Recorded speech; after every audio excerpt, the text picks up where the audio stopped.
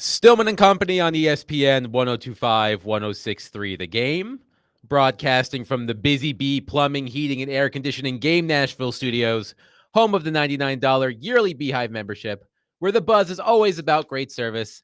Adam Vingan, Teron Davenport in. He's usually in on Thursdays for the TD Power Hour, but we get 4 hours of TD today. Perfect timing. Football is just around the corner. I think it was yesterday, the Texans veterans reported, and they were the first team to have both rookies and vets. Yep. I'm sure a couple of other teams have been added to that maybe over the past day or so, but we are right around the corner, less than a week from the start of Titans training camp. I'm sure TD is itching to go there. Mm-hmm. I know what it's like during that really dead portion of the offseason for us hockey reporters. It's this time through the month of August. It's usually it's post Labor Day, usually, where things start to ramp up and you can start writing your previews and things of that nature. Yeah. So, I mean, how do you pass the time in these 4, 5, 6 weeks in between the end of mini camps and the start of training camp? A lot of it is tucking things away. You got to take on that squirrel mindset. You know how the squirrel will save nuts for a better day, Yes. a later day. And that's what you do. A lot of the conversations and things that you have during OTA's mini camp, they aren't really relevant to that immediate time that you have them. You're stockpiling. And I think that's really the main thing. Not all of us have the luxury of being able to put out a list. Hey, listen, the top 5 Titans of all time, the top 5 Titans who have something to prove or something like that, So for me, I have to kind of come up with topics. It reduces to like one story a week, and then even some national stuff comes into play. Like I have a national story about the Guardian Caps coming out. It's it got pushed back. It's going to be out in August now, but those types of things, and I always like to get those off the field, like the Matthew Jackson story. I had a story in the works with DeAndre Hopkins about the Flag Football League, but that didn't really come to fruition. But those are the types of things that I typically do in that dead period of time, between the end of mini camp and then just before training camp. So we've got a loaded show. We're going to ask TD everything and anything about the Tennessee Titans and the NFL at large. The 4 o'clock hour is your hour. We're going to try to get as many questions into TD as we possibly can. 615-737-1025 phone and text line driven by WilsonCountyHyundai.com. So the 4 o'clock hour is basically the Ask TD hour. So if you got questions for Teron, you can call us, you can text us. The man knows pretty much everything about football, at least according to me. He knows everything about football. Not everything. So enough. You know enough. And we're actually going to have an interesting guest later this hour at 2:30, Jeremy Holt. Tell us about Jeremy Holt and the work that he does. Yeah, Jay Holt, that's my guy, man. He actually is a trainer. Athlete is his company, is right here in Nashville. A lot of times they work out over at Lipscomb High School, and anyone who's heard of Tight End University, well, he is the head trainer for that. And he has my other guy, man, Quentin Patton, come out, who played for the 49ers. But he's a trainer, and he's a guy who works with pretty much all of the Titans DBs. Kevin Byard still works with them. A lot of the tight ends, George Kittle lives in Nashville, and he trains them.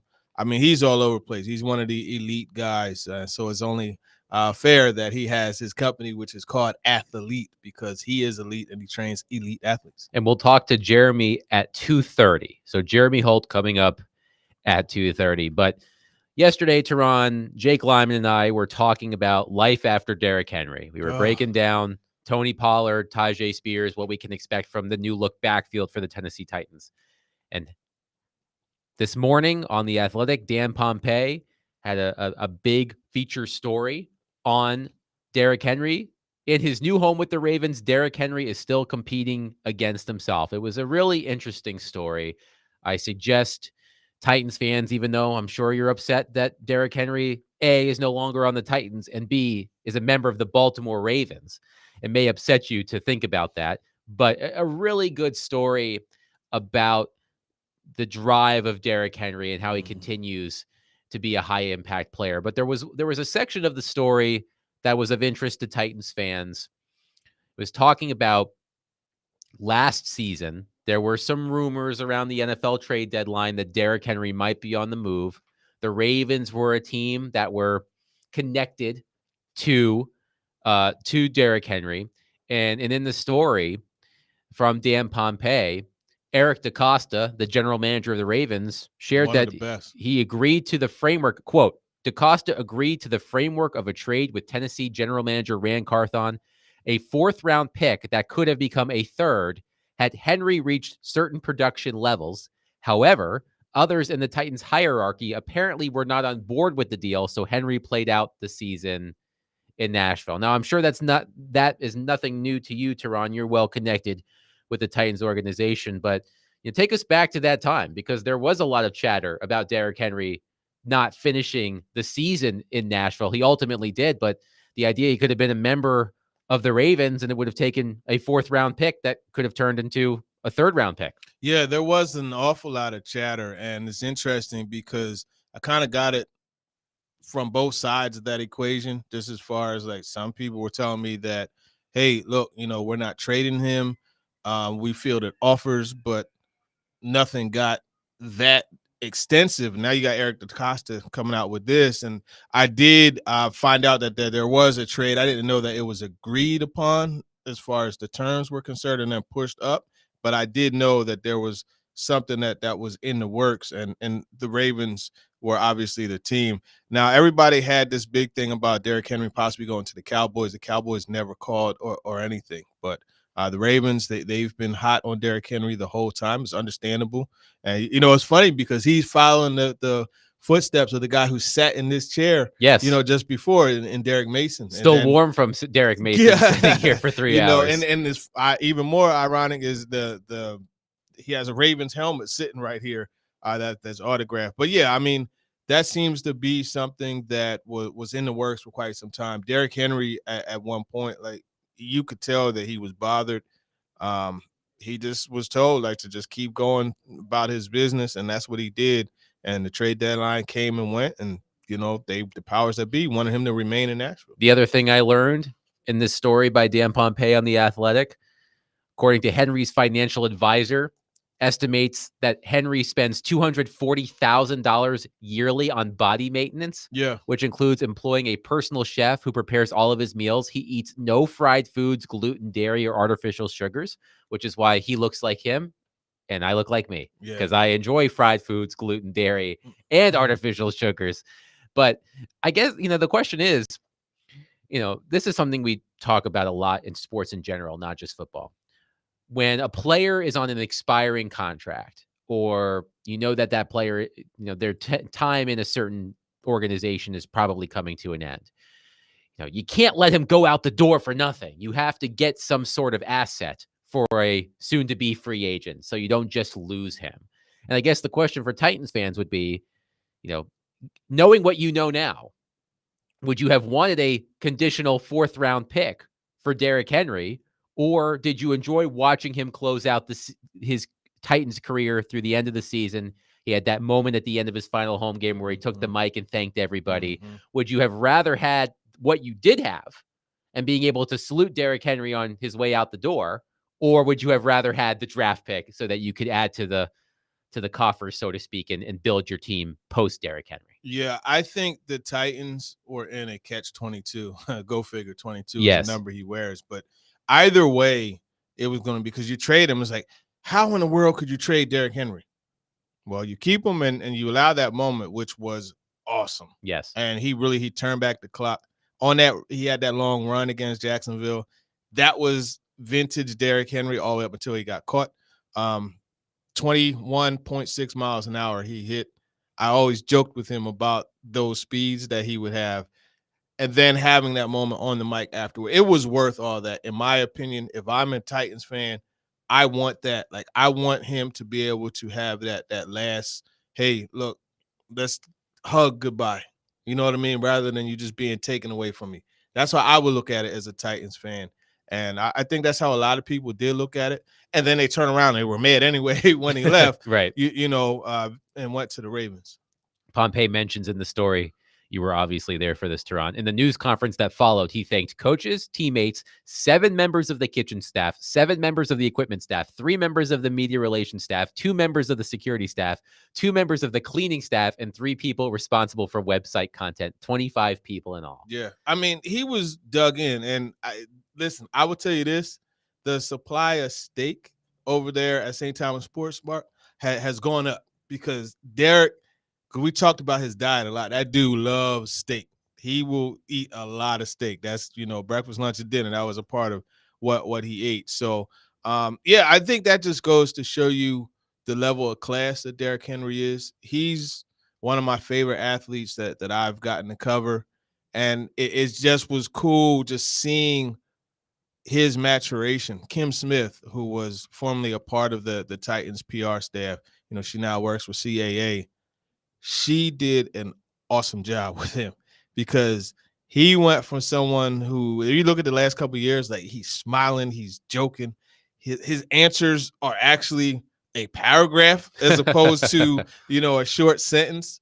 He just got really, really good with I'm not going to say really, really good. Let me contain myself. He got a lot better with the media. I'd be curious for Titans fans' perspective on this, sort of answering the question I threw out there, 615-737-1025. So according to a story about Derrick Henry in The Athletic by Dan Pompei, the Ravens and Titans had the framework agreed upon for a trade last year that would have sent Derrick Henry to Baltimore for a 4th-round pick that could have upgraded to a 3rd-round pick if certain conditions were met.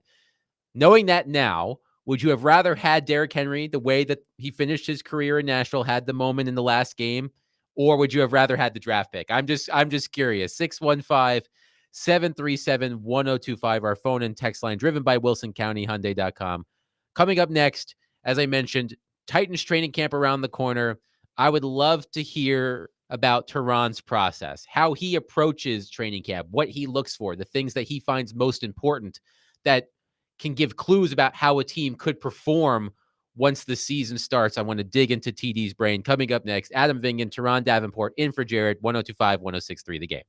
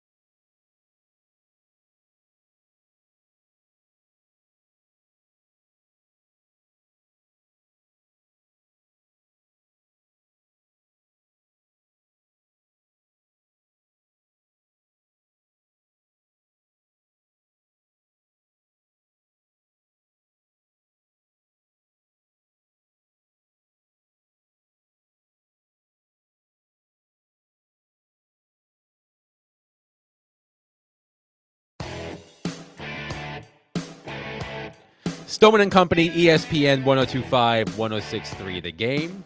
Adam Vingan, Teron Davenport, Connor Newt. Ian is also on vacation, a well-deserved break for Ian Safar before he has to come back and listen to Jared yell about training camp next week. What was it you called? You called it arrogant ignorance? Is that what you did? That's what you termed That is it. Yep. Jared's takery, as it were? It can at times. But, you know, Jared, he has some good takes from time to time. He does. And as I've said, you are, perhaps the best person when it comes to, calling out Jared in a way that's constructive without getting too angry. And you've got your facts all lined up. It's watching you disarm Jared when he gets into his flights of fancy is something to behold. But the question I asked before the break was, according to a story written about Derrick Henry by Dan Pompei of The Athletic that came out today, the Ravens and Titans had the framework of a deal in place that would have sent Henry last season to the Ravens for a 4th-round pick that could have become a 3rd had Henry reached certain production levels. However, others in the Titans hierarchy apparently were not on board with the deal, so Henry played out his season in Nashville. So I asked the question, knowing that information, would you have rather traded Derrick Henry to get that 4th-round pick that could have become a 3rd-round pick, or do you like the way it played out where Derrick Henry was able to go out as a member of the Tennessee Titans, have a huge game against Jacksonville, and have that moment at the end of the game at Nissan Stadium where he addressed the crowd? So we've had 2 separate opinions. Lenny on the text line says, simply trade that man. So Lenny would have traded Derrick Henry. But Joey from Bellevue says, I would have kept Henry. Watching him run all over his hometown team and knocked him out of the playoffs was totally worth it. Yeah, no doubt about it, man. That was a great moment. And that's what it's all about. Like when you go to the games and when you watch, you want moments, and I think just like getting that one last cry, that one last opportunity to watch 22 and for the fans to chant Derrick or Henry like that, it was worth it in my opinion. Yeah, and the question is that there have been, I'm sure they have something like this in the NFL. I know specifically about the NHL, obviously, but there have been studies about the value of certain draft picks and the likelihood that a player drafted at a certain number in the draft to becoming an impactful player. So let's just say they trade Derrick Henry to the Ravens last season. He meets the conditions to upgrade the pick to a 3rd-round pick. Because it's the Ravens, it would have been a late 3rd-round pick. What is the likelihood that pick becomes an impact player for the Titans if that's what ended up happening? Oh, it's very possible that it becomes an impact player. I mean, you talk about 3rd-round picks, there's plenty. Kevin Byard, you know what I mean? There are options, that you could get in the 3rd round, and even the 4th round, you got some options there too. So definitely a good chance it comes up.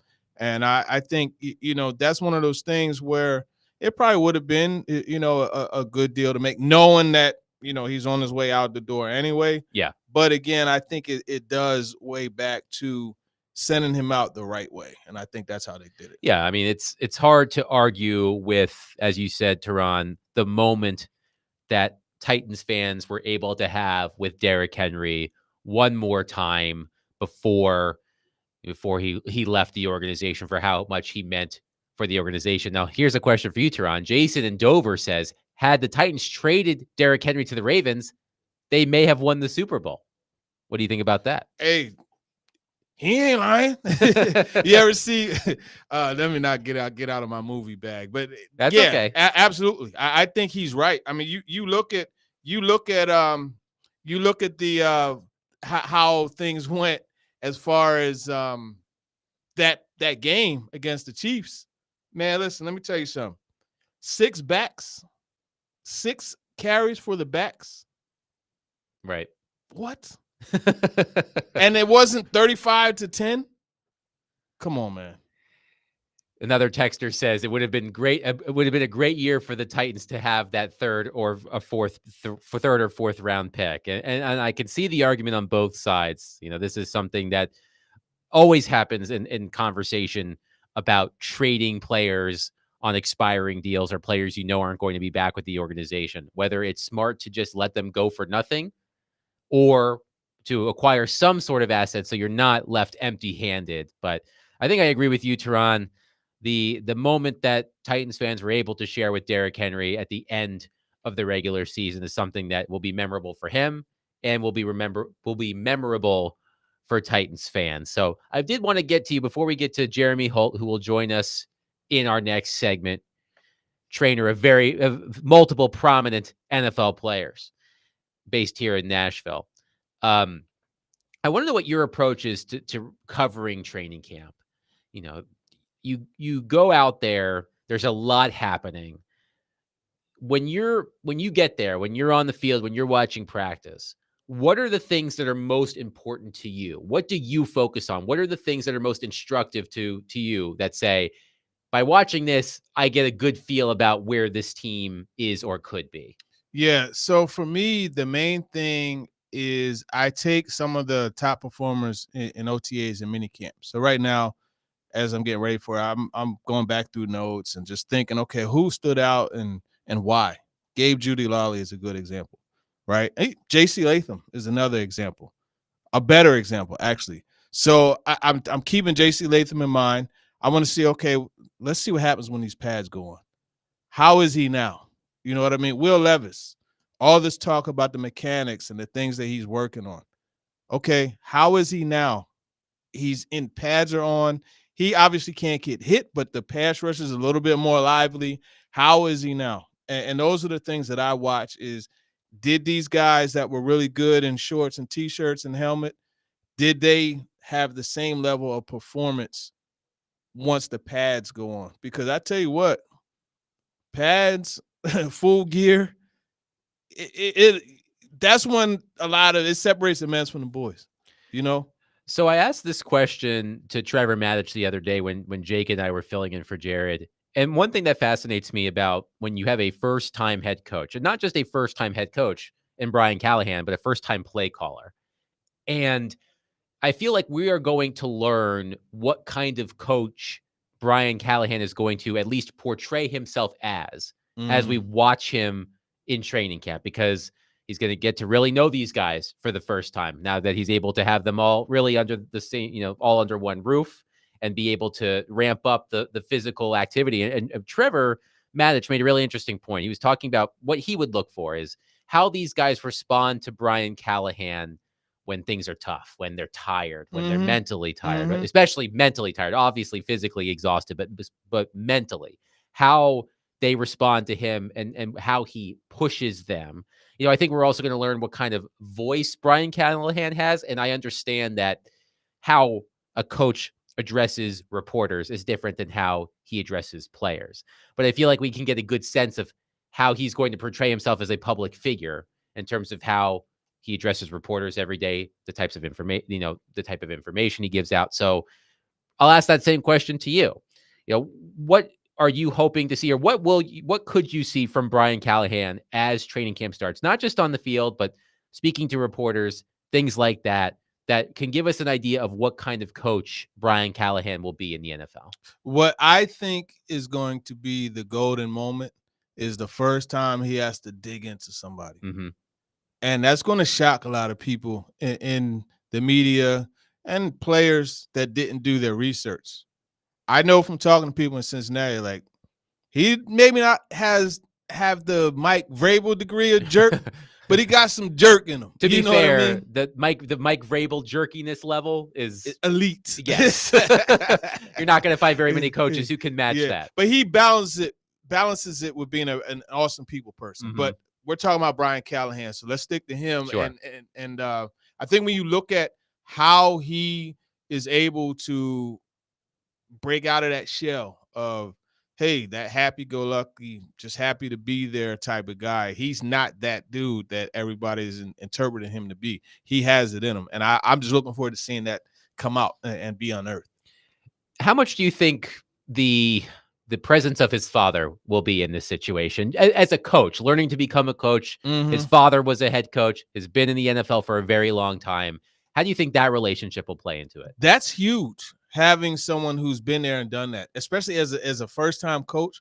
because there's more that goes to it than just putting together the game plan. Like, you have to know the itinerary, from being tied into the Predators. Like, there's a lot of stuff that you got to do as a head coach, right? Like, you got to map things out. You have to figure out, how you're going to go about pregame, that itinerary. There's so many things you have to plan out. So having a guy who's already done that and seeing things that not only worked, but also seeing things that didn't work is a really good thing. And, oh, by the way, I know it was John Gruden's team, but his dad has a Super Bowl coaching experience. Now, of course, they didn't win, but he has that experience. So that's even more critical.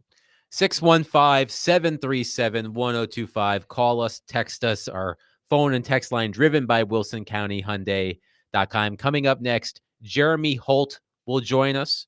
Looking forward to this conversation. Jeremy Holt, as Teron explained earlier, works with a lot of high-profile NFL players based here in Nashville, was part of the brain trust behind Tight End University, which has become very popular over the past few years. We'll dig into Jeremy's thoughts on some of his clients and more. Adam Vingan, Teron Davenport, in for Jared today, ESPN 102.5, 106.3, The Game.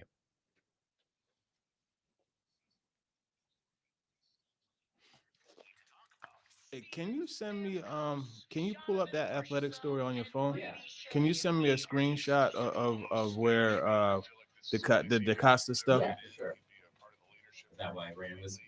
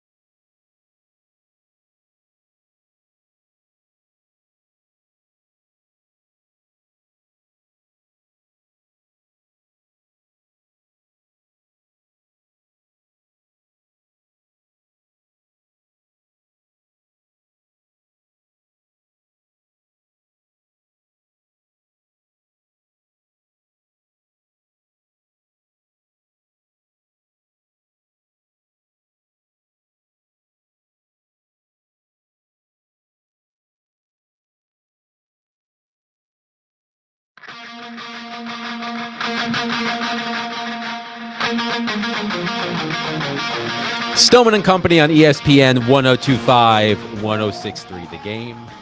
Adam Vingen, Teron Davenport in for Jared today. And joining us on our phone line, driven by WilsonCountyHyundai.com, Jeremy Holt of Athlete Performance, trainer for many high-profile NFL players as well as many Titans players. Jeremy, how are you? Thank you for joining us. I'm good. How you doing, man? Good to hear from you. Good. Appreciate you joining us. So I understand that you were part of the brain trust behind Tight End University, helping get that off the ground. It's become a really popular off-season training program here in Nashville. I would love to hear about just the genesis of all of that and how you have seen that program evolve over the past few years and the help that it's had for the players involved. Yeah, no, man. Tight End U has honestly grown into a whole beast of a program, and I think it's something that has blown all of our minds who started off, and we're doing it, back 4 years ago. We just finished year 4. It was something as simple as, I'm training George, and we had George Kittle, and we had a few other guys that were training here as well. And Greg called George one day and said, "Hey, I'm going to be in Nashville, coming down, would love to see you." And, George is a kid at heart, so he just kind of threw out the idea, why don't you put the cleats on and, come work out with us while we're down here. We got a good group of tight ends, and it ended up sticking and ended up turning into something where, Greg Olson was like, "Hey, man, I'm not working out, but I'd love to come to the session and kind of throw some ideas around for you guys. We could, be back around the game." And that turned into, well, let's get more people involved. And honestly, all the credit goes to, George and Greg and Travis and the people at Rubicon that have really been able to, make it into what it is today. TD tells me you work with multiple Titans players, including Roger McCreary, Matthew Jackson, Nick Westbrook-Akine, and Mason Kinsey. As you've worked with them leading into training camp, where have you seen those players make progress?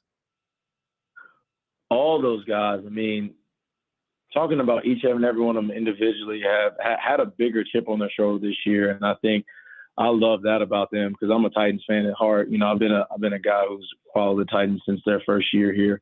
And so watching all those guys just come in with the grit and the grind and the hunger and that chip on their shoulder they've had, even Chig and Lev here, and they've just been, kind of grinding every single day, and it's been a good atmosphere. And I think these guys have got a good, bright future ahead of them for this 24 season.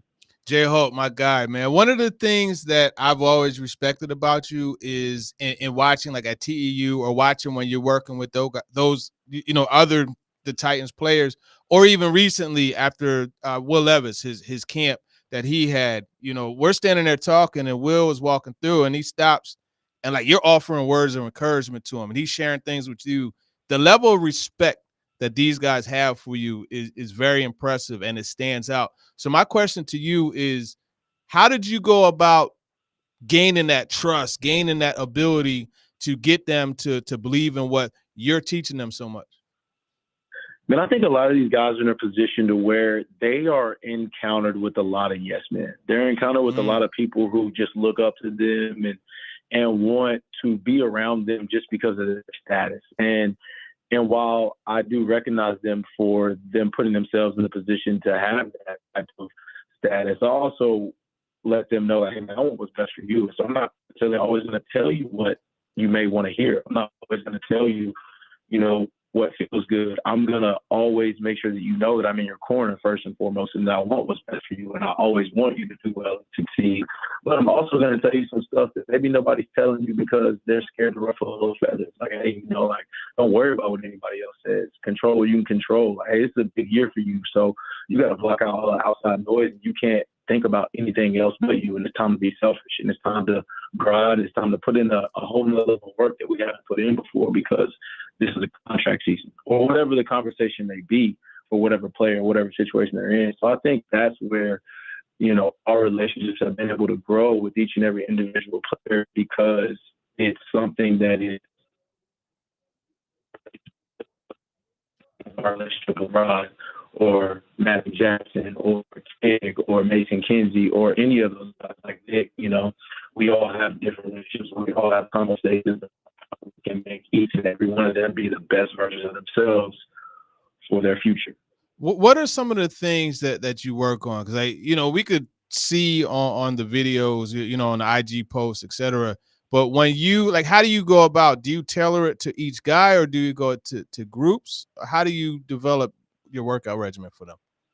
Yeah, so I mean, honestly, like for a perfect example, when I have like a guy like Nick Westbrook or a guy like Chip, like I'm working with both of them, but we're working on different things because they both have different skill sets, Right. and they have different things that they need to be great at in order to help the team, And so I tell them both, like, we got to be self-aware as to who we are, but also what the team needs us for. And so with Chig, it's more or less like, hey, how can we get in and out of our breaks, and how can we keep that same tempo or speed into our breaks and not slow down? And maybe, hey, let's not try to run full speed into everything, because if you're running full speed into it, you can't get out of your breaks as much. So that's what we're working on with Chig. And then you got a guy like Nick, like he's so smooth and everything's so smooth. So it's like, hey, let's try to add a little bit of flair here at the line of scrimmage to create a little bit more separation or whatever it is you may be working on, because he's going to get a different type of look from a press coverage standpoint than from the wide position being attached. And so it's cool because we can break the game down in different phases, and they all see where their individual skill sets come into play throughout the session. Tell the listeners a little bit about Athlete, like your performance company, because I know you work with NFL guys, but you work with college guys also, and other levels as well, high school even. Pitch your company. I want people to go ahead and get involved with you. Yeah, for sure, man. I think we kind of took the approach as, we welcome everybody. We're a company for the community. We like to be able to not have to say no to any individual that wants to better themselves, become a better version of themselves. So we do fitness. We have classes that run at 5 a.m., 6 a.m., 8 a.m., and 9:15 a.m. every single day for your general population of anybody who wants to just work on getting back in doing our fitness workouts. We also, take pride in, our sports performance aspect and training that we do. And we have kids from 7 years old all the way up to, professional athletes. And we work with each and every one of them on whatever skill set it is that they need to get better at. And so we have our 2 performance prep classes that run 3 times a week for our middle school and high school. We also do all of our college training for our guys. And, what we've kind of stick our flag in the ground as and make a name for ourselves is with the pro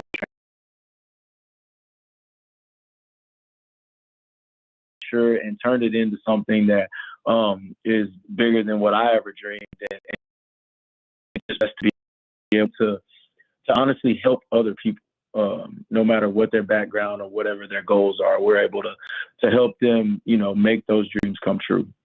Jeremy, one more before we let you go. You mentioned working with George Kittle.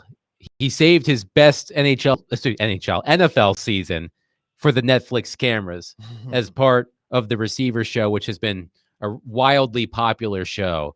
What have you made of George's star turn on the Netflix program, and what were some of the things you worked on with him that apparently worked for him to lead him to the season that he had last season for the 49ers? Man, George is one of those guys, like what you see is what you get. And I'm so happy that he was willing to let the cameras follow him around and just get a glimpse into what a day in the life or going into what it's like being around him 24/7. That guy eats, sleeps, and breathes football. He's a kid at heart, but he loves the game. I don't think anybody loves playing football more than he does. And I think that's why he's able to have the success that he does, because when you love something and when you genuinely enjoy it, like you want to be around it all the time. And so when we're training, it's always thinking of little things and little nuances and how we can find a way to manipulate the defender here or create leverage this way. And all those things, like he watches film immediately right after we're done working out, or he goes and watches film immediately after the game, And so I think it's one of those things where he loves the game so much that he's able to always see areas of improvement that may not necessarily be the physical area of improvement by, hey, I got 10 pounds stronger on my bench press, or I got half a millisecond faster today.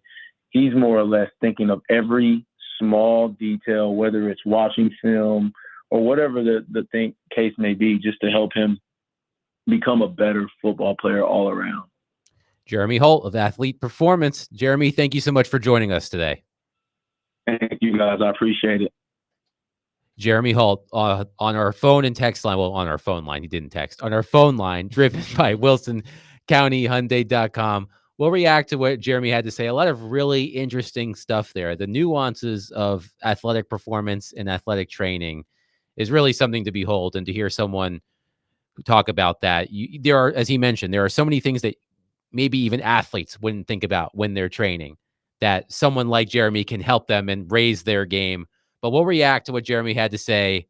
Coming up next, Adam Vingan, Teron Davenport, in for Jared Stillman, 102.5, 106.3, The Game.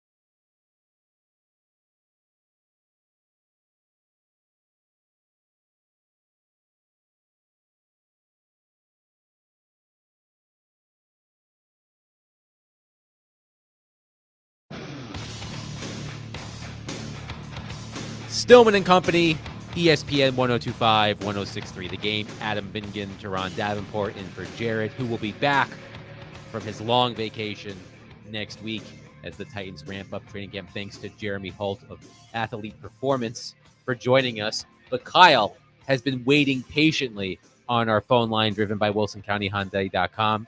He has a question for TD. Kyle, please go ahead. We have lost Kyle. We have lost Kyle. Kyle is no longer there. Kyle, make sure to call back. We're going to make sure that the 4 o'clock hour is basically an Ask Teron hour. So any and all questions about the Titans and football in general that you want to ask Teron, the 4 o'clock hour is your hour. So Kyle, if you want to call us back, please do in the 4 o'clock hour. We'll make sure we get to you. So we were talking about this a little bit during the break, Teron, with George Kittle being based in Nashville. And one thing I remember, I wrote about George Kittle during the pandemic, early in the pandemic. I just pulled up the story. It was from April 2020. And the headline of the story is, why does George Kittle love Philip Forsberg so much? So I always found it fascinating that George Kittle would tweet up a storm about Philip Forsberg. And it didn't make sense to me that a football player who was born in Wisconsin, spent most of his youth in Iowa, went to high school in Oklahoma, and stars for a team in California, became a Predators fan. So I actually DM'd George Kittle, explained to him the premise of the story, and he was like, "Yeah, man, give me a call," which was great.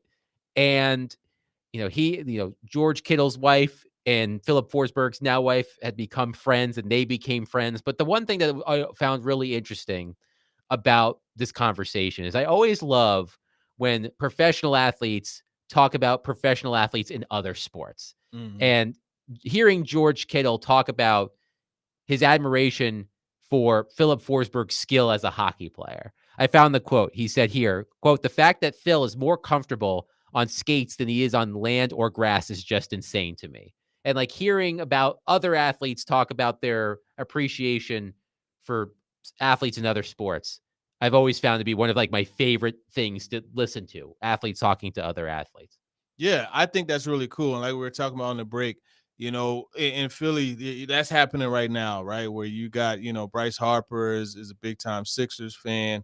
And then you got Jalen Hurts and AJ Brown, showing up, ringing the bell at Sixers games also. And then Joel Embiid in turn at Eagles games. I think it's always cool when you have that professional admiration. Even though, you have the little back and forth going right now where NBA players say they could play in the league and vice versa. I don't think NBA players, a lot of them are tough enough to play in the league, but that's a different conversation. It's like I feel like there was always something like, could LeBron be a tight end in the NFL? Yeah. I'm like, and we talked about when pads go on, that separates things. Yes. I saw personally some basketball players develop out of what they call the Oklahoma drill, where it's like, you get up and you bang into each other, and guys are like, yeah, this ain't for me. But I love just that mutual admiration. I think that's cool. So he mentioned that he works with Chig Okonkwo, Yeah. right? So Chig Okonkwo is an interesting player to me because I really bought into the Chig Okonkwo hype at this time last year, just because in the role that he had a couple of years ago, he was really efficient in a limited role. And I thought to myself, with more reps, with more snaps, he's going to be a big time player for the Titans. I had a lot of excitement around Chig Okonkwo. It did not work out that way last season. That isn't to say that he couldn't still reach that. It just did not happen last season. What are your thoughts on Chig Okonkwo and the type of work that Jeremy has been doing with Chig, as he explained, that could get Chig Okonkwo to that level that I think a lot of people expected him to be at this time last year? Yeah, the athleticism is definitely there for Chig. That's definitely something, but it could get better. And I think the fact that they're working on getting in and out of breaks and those types of things, that's important for a tight end, because a lot of times you're working in smaller spaces in that middle of the field, etc. But for me, the huge thing with Chig is just the catching the football. And I think that's why it's outstanding that he spends so much time on the jugs machine, because end of the day, as an athlete, you always lean on the work that you put in for your confidence. And when you're putting that work in, chances are, like, I forget who said it, but Ray Lewis, he said the only thing that follows behind hard work is success. And I think, that saying applies to a guy like Chig. So for his sake, hopefully that confidence in catching the football gets there and continues to be there like it was towards the end of the year. So Kyle has called back on our phone line driven by WilsonCountyHyundai.com with his question for Teron. Kyle, please go ahead. Hey, guys. Sorry about that. I was working and a customer. No problem. Thanks for holding. Yeah, man. TD, I got to read about half your article about Matthew Jackson, then the wife threw me a honey-do list, so that went bad. Yeah. But I was enjoying it. I love safeties, man. They are the all-around smart, instinctive, and just leaders. I just can't get him off my mind right now. What position do you see him playing? Strong, free, nickel, dime, and just what does he bring to the table? You're talking about Matthew Jackson, right? You broke up for a second. What do I see Matthew Jackson bringing to the table? Yeah. Okay, I think his main stamp to get on the roster is to be a special teams guy. He brings an immense amount of energy. In fact, as I said in the story, as a kid, like, that's why his mom put him into football, because he was disruptive in school. So that ability that he has, he played linebacker at Eastern Kentucky. So you got that. And then on top of that, he played safety in high school. He is one of those hybrid guys. He's someone that you can have him in like dime backer type situations. He's more of in my opinion, he's more of an in the box type of safety. But he's a guy that I think if he makes this roster, is going to be special teams. And he is stuck in a heck of a battle with Mike Brown, who is another good, solid player also, and Shaheem Carter, who is essentially, Elijah Molden, the same type of player. So I think he does make the roster, but it's going to be a battle with those guys. Kyle, thank you for your call.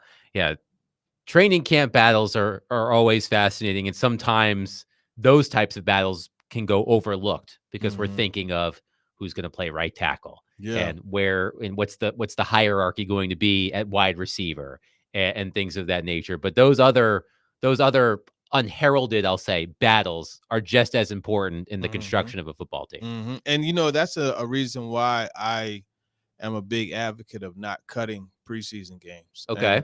And, people will say, oh, well, it's terrible football, this and third. Well, I tell you what, years ago, right, they were playing in Tokyo, the Broncos and 49ers.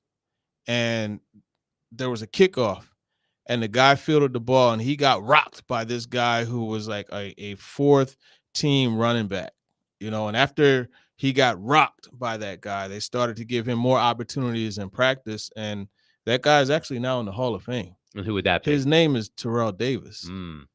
So the opportunities that happen, Victor Cruz, look at, he killed the Jets, man. He killed them, and he was wearing number 3, but after that, he became number 80, Victor Cruz. Yes. So there's a lot of opportunities for these guys that probably wouldn't be there because there's only so many reps everybody could get in practice. But in games, it opens up because the starters don't play as much. So I'm big on preseason games. A little salsa dancing there for Victor Cruz. Yeah, hit it. But let me ask you this. So there's been a reduction in preseason games, but there has been an increase in the joint practices. So do the 2 days of joint practices, can that replace the preseason game that's no longer there? For the starters and guys who are established players, yes, I think it can, because you're getting very, very high quality, high physicality reps. So that's a good thing. And then also you're getting a chance to see a different offense, a different defense, a different scheme. So it's not like you always know what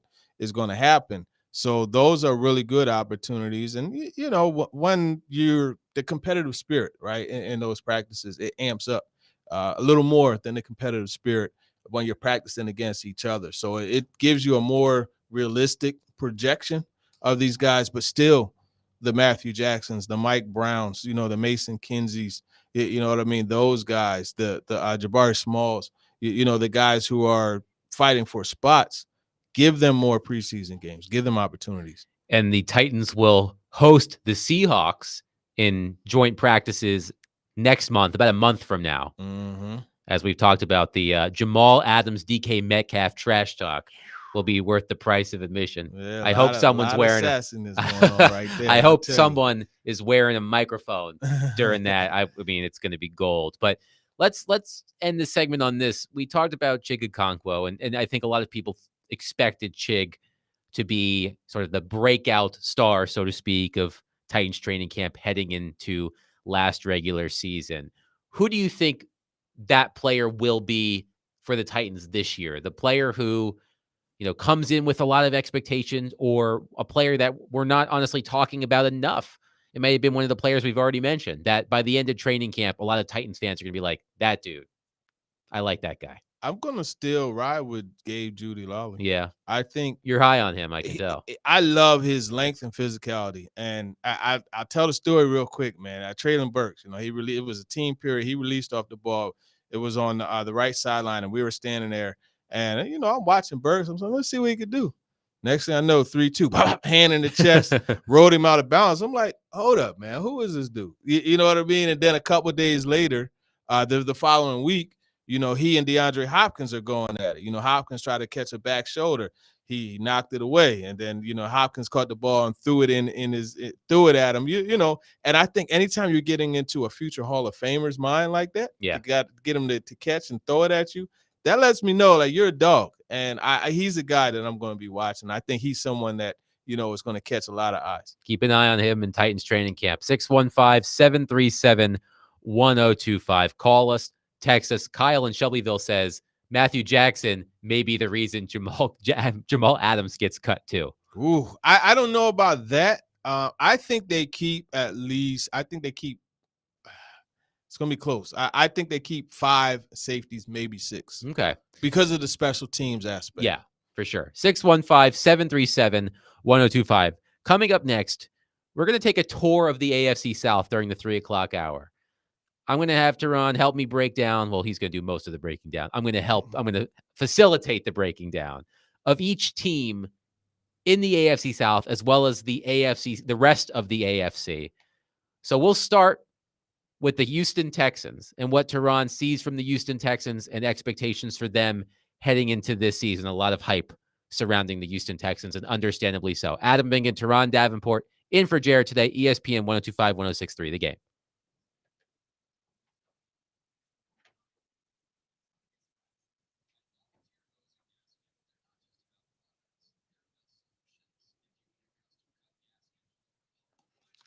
Cromwell already.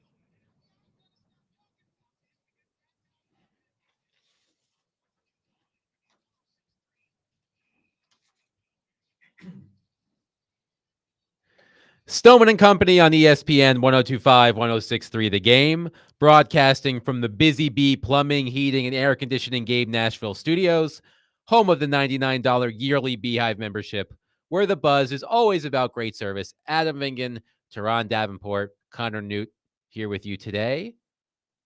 Jared Stillman still on vacation. He'll be back next week. Ian Safar taking an early weekend, as he absolutely deserves. He'll be back next week as well. And as you might have heard during the break, you can join Joe Dubin today in an hour at 4 o'clock at Yazoo Brewing Company at 900 River Bluff Drive in Madison from 4 to 6 as he gives away tickets to upcoming concerts in Nashville, including Def Leppard, Bush, Train, Dierks Bentley, and more. Also get signed up for the grand prize tickets to a Preds home game, Sounds game, and to the Big Machine Music City Grand Prix. For more details, visit thegamenashville.com/tour. So Big Joe will be out there from 4 to 6. Yazoo Brewing Company, 900 River Bluff Drive in Madison. I believe this is the first of 4 consecutive Thursdays for the ticket tour. Next week, July 25th, Big Joe will be at MJ's Sports Bar and Grill in Murfreesboro. So if you can't make it out to Madison and you can make it out to Murfreesboro, Big Joe will be there next Thursday. So, Teron, this is the AFC Hour. I want to take a segment to break down each of the other AFC South teams, and we'll use the final segment to look at the rest of the AFC.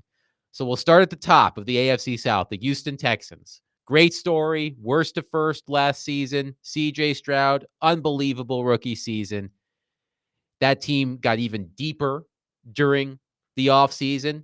They added Joe Mixon from Cincinnati. They added Stephon Diggs from Buffalo. I had completely forgotten on the other side of the ball that they added Danielle Hunter, Danico Autry, and his 11.5 sacks are now a member of the Houston Texans. There's a lot to like on paper from the Houston Texans. So when you look at that team, I look at this roster. We read a story earlier this week, Jake and I, from Bill Barnwell talking about trendy Super Bowl picks on ESPN.com, and number one on that list was the Houston Texans. Yeah. They meet all the criteria.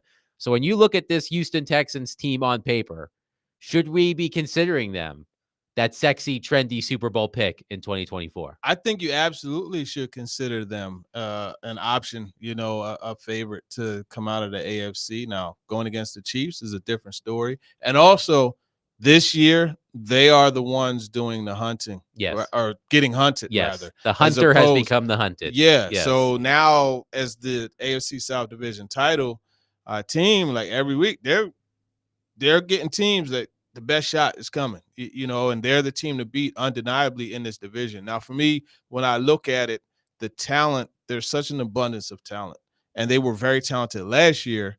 But you look at the inflow of talents that you mentioned. I think when you look at just starting with that defensive line, I mean, Will Anderson is an outstanding player, right? Defensive Rookie of the Year. This team, by the way, defensive and offensive Rookie of the Year. Yes. Last year. So there's a lot to be built upon. And the thing that's pretty cool about this is CJ Stroud is on that rookie contract. So guess what the team could do? Continue to build around him and invest money, because you don't have that quarterback taking that large chunk of the salary cap. So you have that. Danielle Hunter coming in, replacing Jonathan Grenard is a huge plus for them. It's actually an upgrade, and I like Grenard. We had him on Talking with TD, when he was coming into the draft. So that's not to say he's not a good player, but Hunter is just a better one. So those are some of the things to look at. I think this team playing that first place schedule is going to be a different situation this year. The teams that they're facing are going to be a little bit tougher, so we'll see how they can manage. So the big move that the Texans made in the offseason was trading for Stephon Diggs, who appeared, it appeared the time had come for him to leave Buffalo. It just felt like there was some sort of disconnect between him and Josh Allen. His effectiveness, especially last season, I feel like it was night and day first half of the season, second half of the season.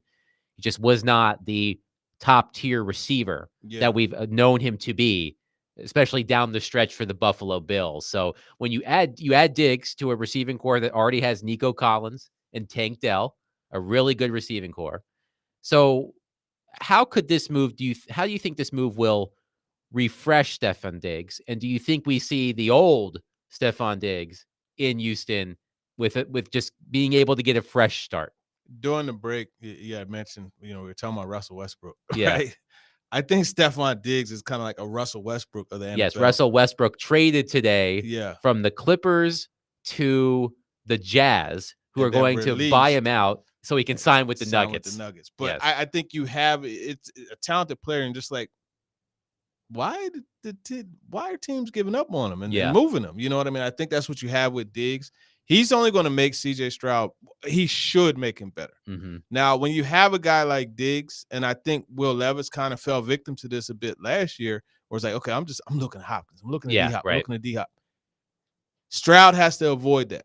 So it could be a gift and a curse, and I think if Stroud is able to just throw to the open person and Diggs is able to understand that and not, have that reaction that he has had at times when he didn't get the football, then they'll be fine.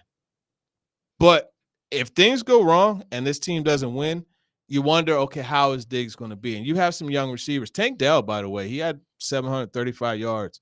He was on pace for 1,200 last year, before he got hurt. Right. Nico Collins established himself as a really good player, a really good wide receiver. Another talking with TD guy that we had on. Then you also look at Dalton Schultz, who became kind of like that security blanket. Right. That guy working the middle of the field on third down situations. So there's a lot of, and oh, by the way, Joe Mixon is running the football, right? So there's a lot of mouths that need to be fed. Now, they always say a closed mouth doesn't get fed. Right. We'll see how that applies to this situation because, if like I said, if things don't go right, man, Diggs could get, it could get a little bad. We saw that near the end in Buffalo Exactly. when things weren't going well. Definitely appeared to be a rift with him and Josh Allen, and your number one receiver and your starting quarterback absolutely have to be on the same page. On the defensive side of the ball, you mentioned Will Anderson. We've mentioned Daniil Hunter. They bring in Danico Autry. Mm-hmm. What do you make of that defensive line? Like, where do you feel like that line ranks, that pass rush ranks in the NFL? I think it's pretty high. Yeah. And look, Autry is one of those guys. He just continues to get it done. He just gets it done. And I would hate to go against him because he's relentless. He's a goon, man. Like the dude, he specializes in messing things up. So you got that. They signed Fatukasi. They brought him over. Tim Settle is another one. I remember him coming out of Virginia Tech, very talented. He was only like 20 years old when he came out. It never really hit for him, but he's a big presence in the middle of that line. And then you look at the depth that they had. Mario Edwards gave them gave the Titans some good play. In this season that he was here. You got Derek Barnett, who they brought in from the Eagles, Jerry Hughes. Like, this is a team that has plenty of depth. And the line, in fact, it reminds me of the line that the Eagles had in 2017, where they just kept fresh guys just continuously coming at you. And come the fourth quarter, offensive linemen were getting worn down because they got a whole group, that you could continue to rotate and still have solid play from each of them. They also brought in Azeez Al-Shaair. We talk about Danico Autry. Shaair also now a member of the Houston Texans. Let's finish on CJ Stroud. As you said, offensive rookie of the year, absolutely incredible, rise over the course of the season. Jake and I were reading MVP odds on the ESPN Bet yesterday. I think he has the third highest odds to be regular season MVP. I think it was Mahomes, Josh Allen, and then CJ Stroud were the top three in terms of odds for a regular season MVP. There's going to be, as you mentioned, first place schedule. Teams know what they're dealing with now with CJ Stroud. A lot of pressure. Based on what you've seen and what you know of CJ Stroud, how do you think he's going to handle that? Yeah, he lit it up last year. But real quick, just to finish up the defense, Jeff Okudah replacing Steven Nelson. I think Okudah is a guy that you look at DeMeco Ryans and his coaching style and how he's able to pull stuff out of guy. Watch Jeff Okudah. I want to see what he does. He's on a prove-it deal. But to get back to CJ Stroud, for me, like one of the things I always like about getting to talk to these guys is learning their story. Now, I haven't talked to CJ Stroud personally, but I know DJ Bieneme, our ESPN NFL Nation Texans reporter, and a lot of others have unearthed the story, about his dad and what he's faced with his dad. His dad has been incarcerated for quite some time. You look at the environment that CJ Stroud he grew up in; it wasn't the best. A lot of times when you have guys like that, right? What is a game to somebody like that? You know what I mean? What is a game? What is the adversity that you encounter in a game to the adversity of not being able to have your dad there? You know what I mean? Because he's incarcerated. So I think when you look at those types of things, I feel the pressure. It won't be too much. And I feel like he has that swagger. I remember that press conference he had where he was like, we want people to be able to come to the games and we're going to win. Like, we're going to win around here. That's gone. We want you to have pride in coming to Reliant Stadium, and we're gonna win some games for you. And this was before he even went out and made an NFL throw. You know what I mean? That confidence and that ability to deliver the way he did, I think that's superb. Yeah, the Texans are absolutely a team to watch. One of the trendy Super Bowl picks based off of their worst to first run last season, going from, I believe they were 3-13-1 2 seasons ago to 10-7 last season.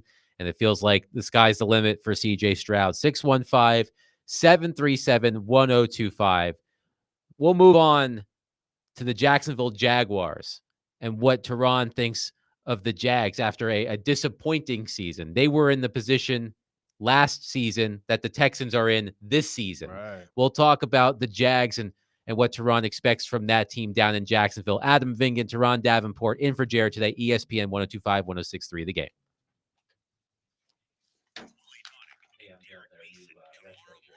Yeah, I like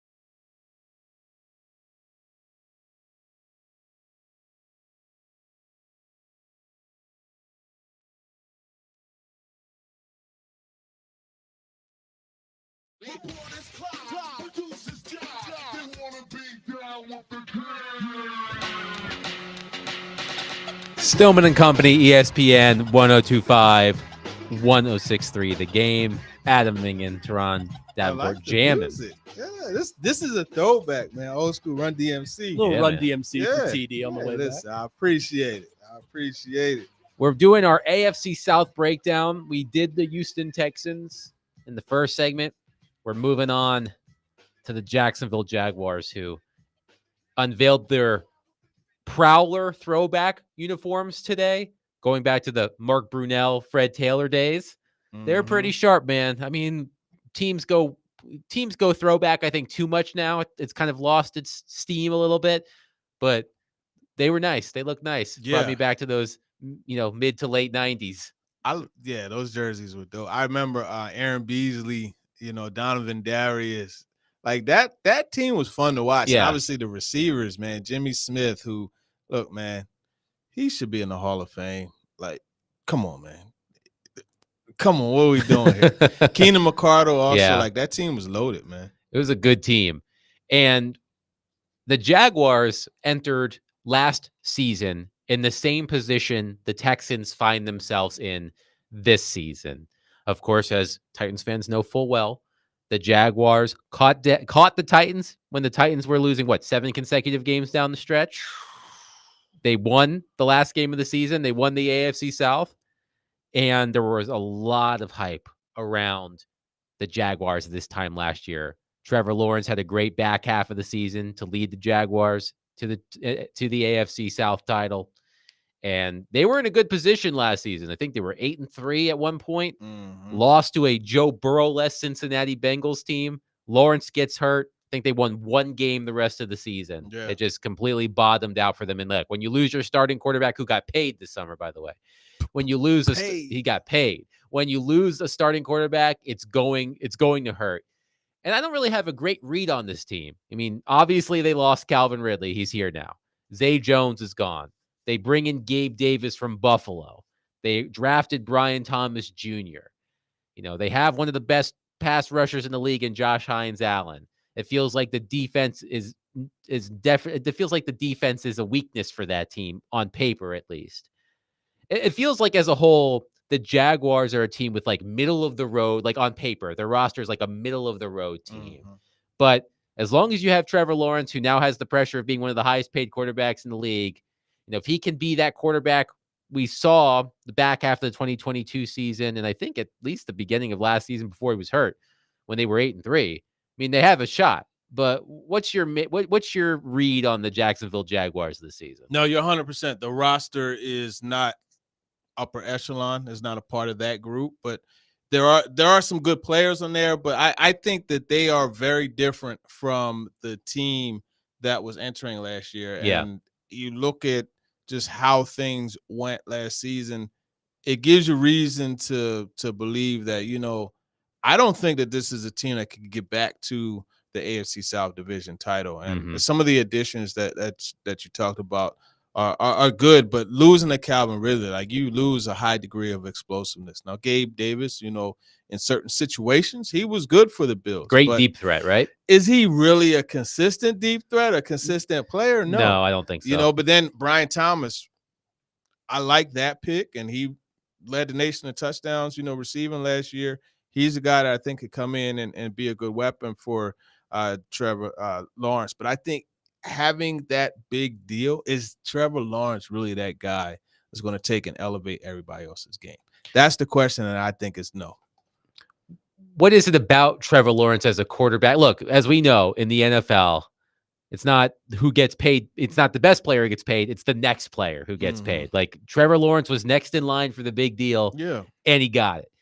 But what are your reservations about Trevor Lawrence as that quarterback who can elevate a team that may not have as much talent on paper and get them to play above their expectations? I think it's the consistency. Yeah. That's the main thing. He's very talented. I mean, he doesn't get enough credit for his wheels. Like, he could run and create, and pick up yards that way. But it's just the consistency that's not there. And I don't know.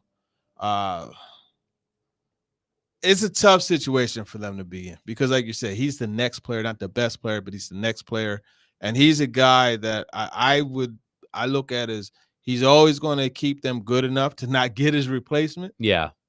But he's not going to get them to the Super Bowl. Yeah, it's a tough spot. I mean, think of the quarterbacks. We mentioned Mark Brunell earlier in the segment. Was a consistent quarterback, a good quarterback for a while. And there was the ill-fated drafting of Blake Bortles. It just feels like who was starting for them? Was Bortles starting before Lawrence? I can't remember the timeline here. Who was the quarterback in Jacksonville? Yeah, Bortles, and then they had Gardner Minshew. That's right, Minshew. How could I forget Minshew magic? Before you had Blaine Gabbert, who, ended up being a backup here. With Foles was in there at one point too. Yeah, Foles. Oh man, yep.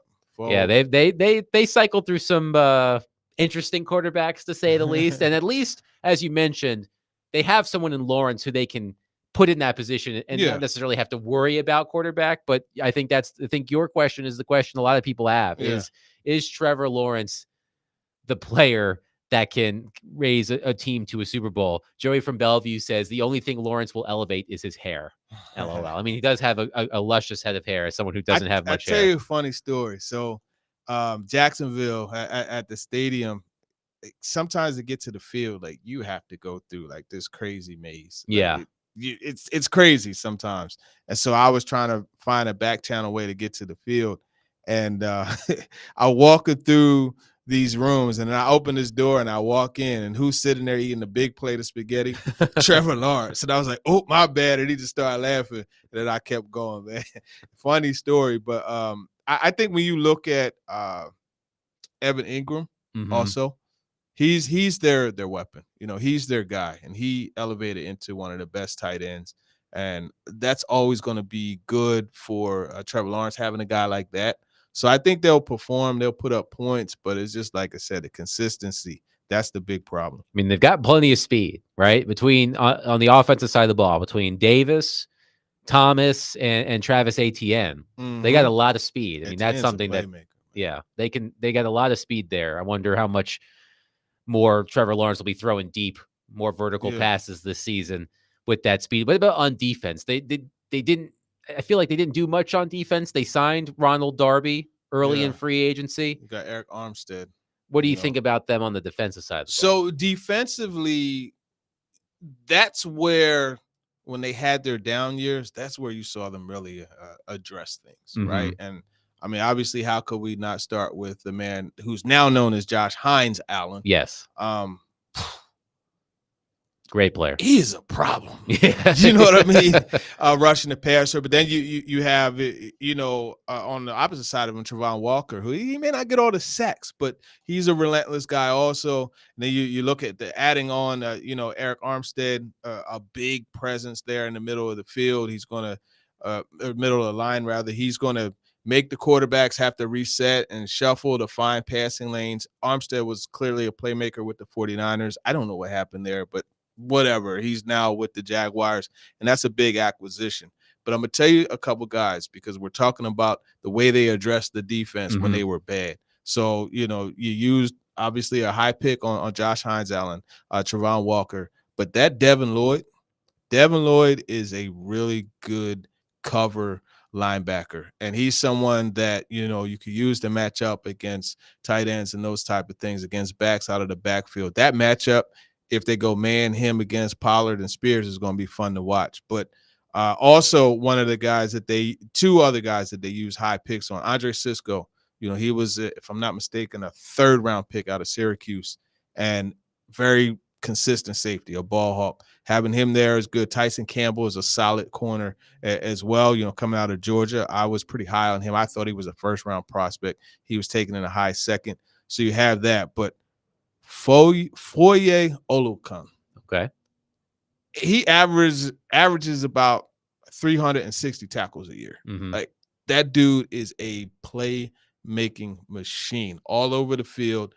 Great size. They signed him as a free agent from the Falcons, and he just came in and plugged into that defense and has just been making plays. I like what they have. Ronald Darby is a guy. He's been playing forever, man. Darby been in the league for, I would say, probably about 9 years now. Yeah, you know what I mean? So that acquisition was good. This defense is solid, man. I just don't know that the offense could carry their side of it. I think defensively they're in really good shape. Yeah, the offense is the question. When you lose Calvin Ridley and the way he performed for Trevor Lawrence last year, you're right about Gabe Davis. A good player in spurts. You know, he'll have a game where it's like 4 receptions for 160 yards and 2 touchdowns. And then you might not hear from him for 5 or 6 weeks. So he Yeah. gets all of his production in one game, then he kind of goes quiet for a while. Yeah, absolutely. Now, one thing that I'm curious, because I know Devin Duvernay came. I don't know, is Jamal Agnew. I don't know where he went, if he's still with them or not. But like, that's interesting if he's not there in the return game, because he's quite a playmaker there for them. Looks like Devin Duvernay is now their guy in the return game. I don't know where Agnew went, but I know Mike Vrabel, a lot of times when we would talk to him on Jaguars week, he would always mention Agnew and mention how, special teams coverage, it's important because this dude will hurt you. So I don't know where he went, but not having him is going to be interesting. Duvernay has been a solid returner for the Ravens. Yeah. I remember him coming out of Texas. Another guy talking with TD. But I remember him coming out of Texas. He was a state champ in high school in the 100 and 200, if I'm not mistaken. But yeah, we'll see what he could do in the return aspect. Did he not have a big return against the Titans last season? I feel like he did. Yeah, yeah, he did. That name sounded familiar. Yep. 615-737-1025. Text us with your questions for Teron. The 4 o'clock hour will be basically the Ask Teron hour. I want to get all of his thoughts on the Titans, but we're moving on in the AFC South. We've covered the Texans. We've covered the Jaguars. We're going to cover another interesting team, a team I feel like gets an inordinate amount of hype based relative to what they've been able to do on the field. The Indianapolis Colts. We'll get to the Colts next. Adam Ving and Teron Davenport in for Jared today. ESPN 1025, 1063, The Game.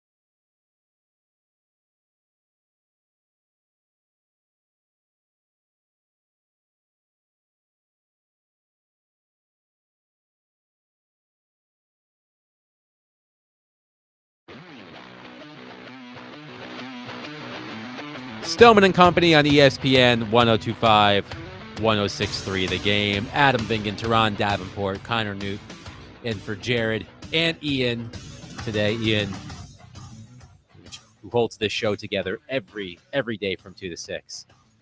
Also needs a little time away before he gets full training camp Jared. Once training camp starts next week, Jared will be back on Monday. So we're going through the AFC South. We went through the Houston Texans. Last segment, we talked about the Jacksonville Jaguars, and we have arrived on a team that I feel like gets an inordinate amount of hype on a regular basis around this time, the Indianapolis Colts. I feel like there's always this expectation that the Colts are going to be a very good team, and at least recently, it has not gone that way. Yeah. Now, Anthony Richardson played 4 games last year, 4 plus games before being injured and missing the season, but he met Harold Landry. Showed a lot of promise in that first quarter of the season before he was injured. A lot of expectation on Anthony Richardson. I look at this team, they've got, I would call it a promising receiving core. A.D. Mitchell, Josh Downs, Michael Pittman. Feel like a lot of potential there for that to be a good group. Whether or not they realize it is another question. I feel like their offensive line rebounded in a big way last season, led by Quentin Nelson, which is a big part of the team. As Titans fans know, you need to have a good offensive line. But, I look at this team, I see a roster, as I said, that has a lot of potential. Like if a lot of guys hit, I feel like the Colts can be a team to contend with. Yeah. But I feel like it's kind of up in the air whether or not they can meet that potential. Yeah, it all comes down to Anthony Richardson and his health. I know there was talk about the sore shoulder that he had during training camp. For what I've been told, he's in good shape. Stephen Holder, he's immensely plugged in there, ESPN NFL Nation Colts reporter, and we talk a lot, and he's especially plugged in with Anthony Richardson. Mm-hmm. And what he told me was that Richardson is good to go. There aren't issues. Yeah, there was some soreness, but that's to be expected.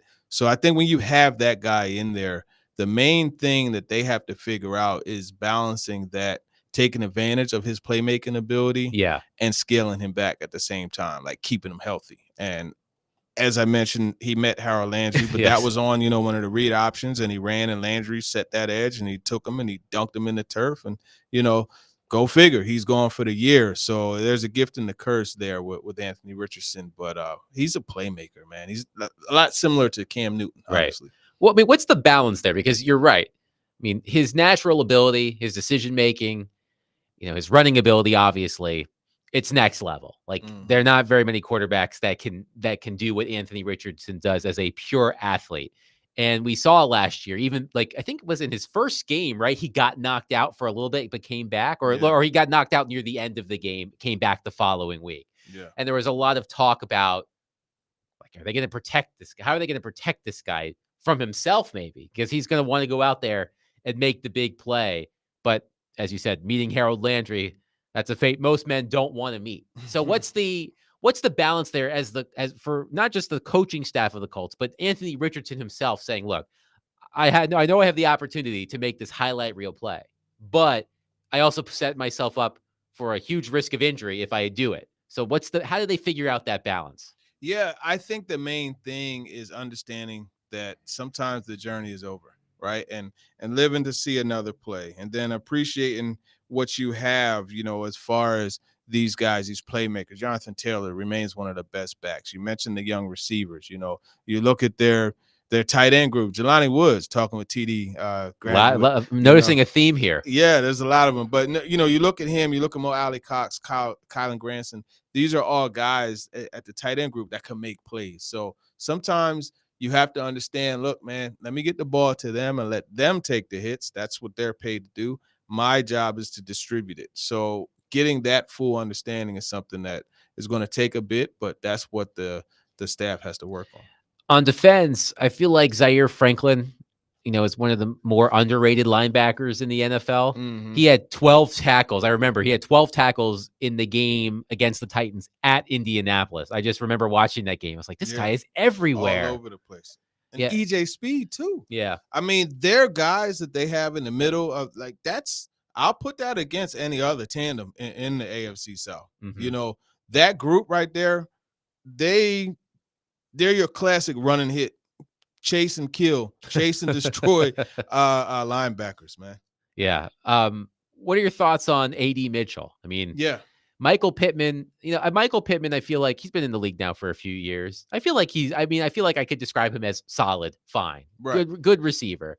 But I feel like if they hit on AD Mitchell, I feel like they may have someone there that could become, that franchise receiver for them that we've seen them have, over the years. Yeah, AD Mitchell, and he went to Cambridge for a year. He was right over there, but he's a dog. I really love, at the combine, he was asked, if they added a drill to the combine, what would he want? And he said one-on-ones. I love that. I love it. But from what I've been told, he has shined in OTAs and minicamp. He's been making plays after plays after plays. So that's a good thing. And I love the way, his game, if you think of like CD Lamb, that same style game to where he is fast, Yes. so a faster version of CD Lamb, if you will. It's very similar to that type of play. And I love the way he works that back shoulder. Like he could be a tremendous red zone threat too. So yeah, the weapons are stockpiling for him. And Alec Pierce is still, a deep threat, that's in the mix too. Now I don't know how much longer he's going to be there, but he's in the mix. I feel like it's been a minute since the Colts had that, that one receiver. Maybe since probably T.Y. Hilton, which was the name I was searching for previously. T.Y., yeah. T.Y. Hilton. I mean, it was Marvin Harrison early, Marvin Harrison, Reggie Wayne. Yeah. I feel like T.Y. Hilton was that guy for a long time. Feels like they've been missing that kind of receiver for the past few years. So maybe A.D. Mitchell can be that. Are there any other players that stand out when you look at their roster? I mentioned Quentin Nelson, who's one of the best offensive linemen in the league. You got to mention the battles he and Jeffrey Simmons, epic. Yeah, epic. They're beautiful to watch.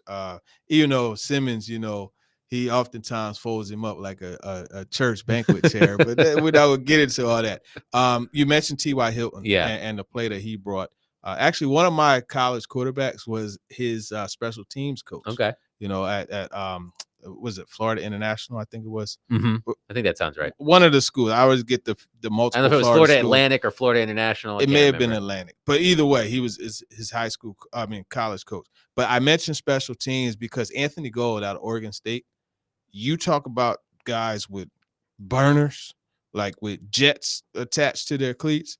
This dude is that. Now he's a wide receiver, but he's their returner, and I was hoping the Titans would get him because I really liked his game, but that's a dude that is just flying under the radar. But I guarantee you he has a return and he makes a play in special teams. Now defensively, I've always been a fan of Julian Blackmon. I also like Juju Brents, who is a long corner. It's his second year in the league.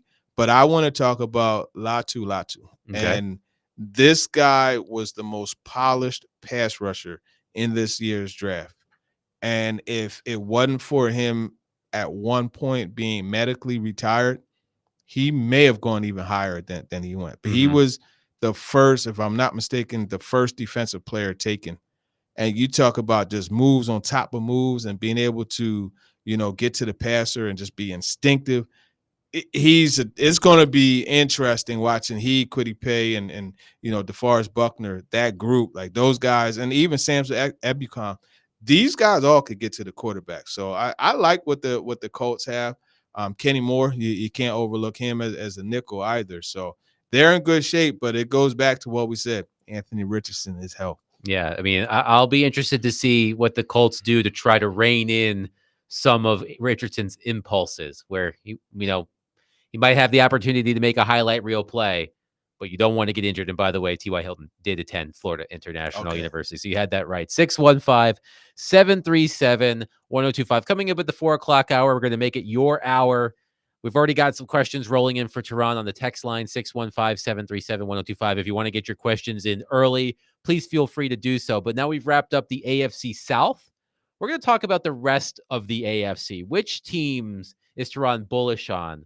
we'll look at, well, there's the obvious ones like the Chiefs and such, but we're going to dig into some of the other teams that could make some noise in the AFC that maybe we're not talking enough about.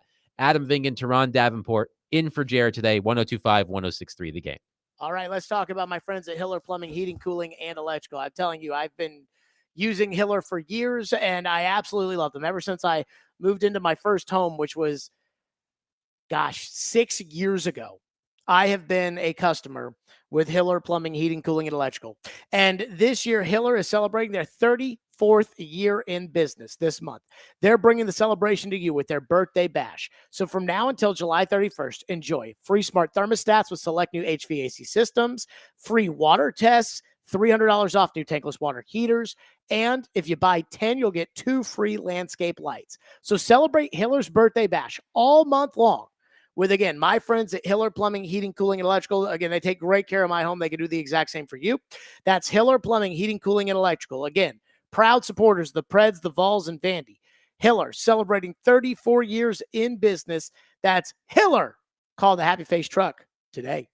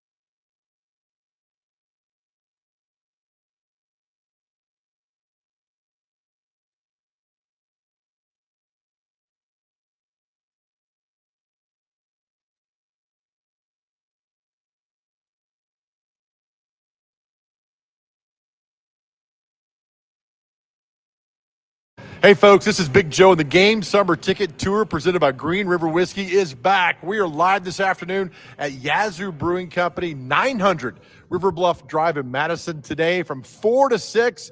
We'll give away tickets to upcoming concerts in Nashville, including, listen to this, Def Leppard, Bush, Train, Dierks Bentley, Cyndi Lauper, and much more. Also, while you're here, get signed up for the grand prize. Tickets to a Preds home game, Sounds game, and to the Big Machine Music City Grand Prix. For more details on all this, go to thegamenashville.com/tour. Come by and see us here today till 6 o'clock. Can't wait to see you. All kind of great prizes to give away.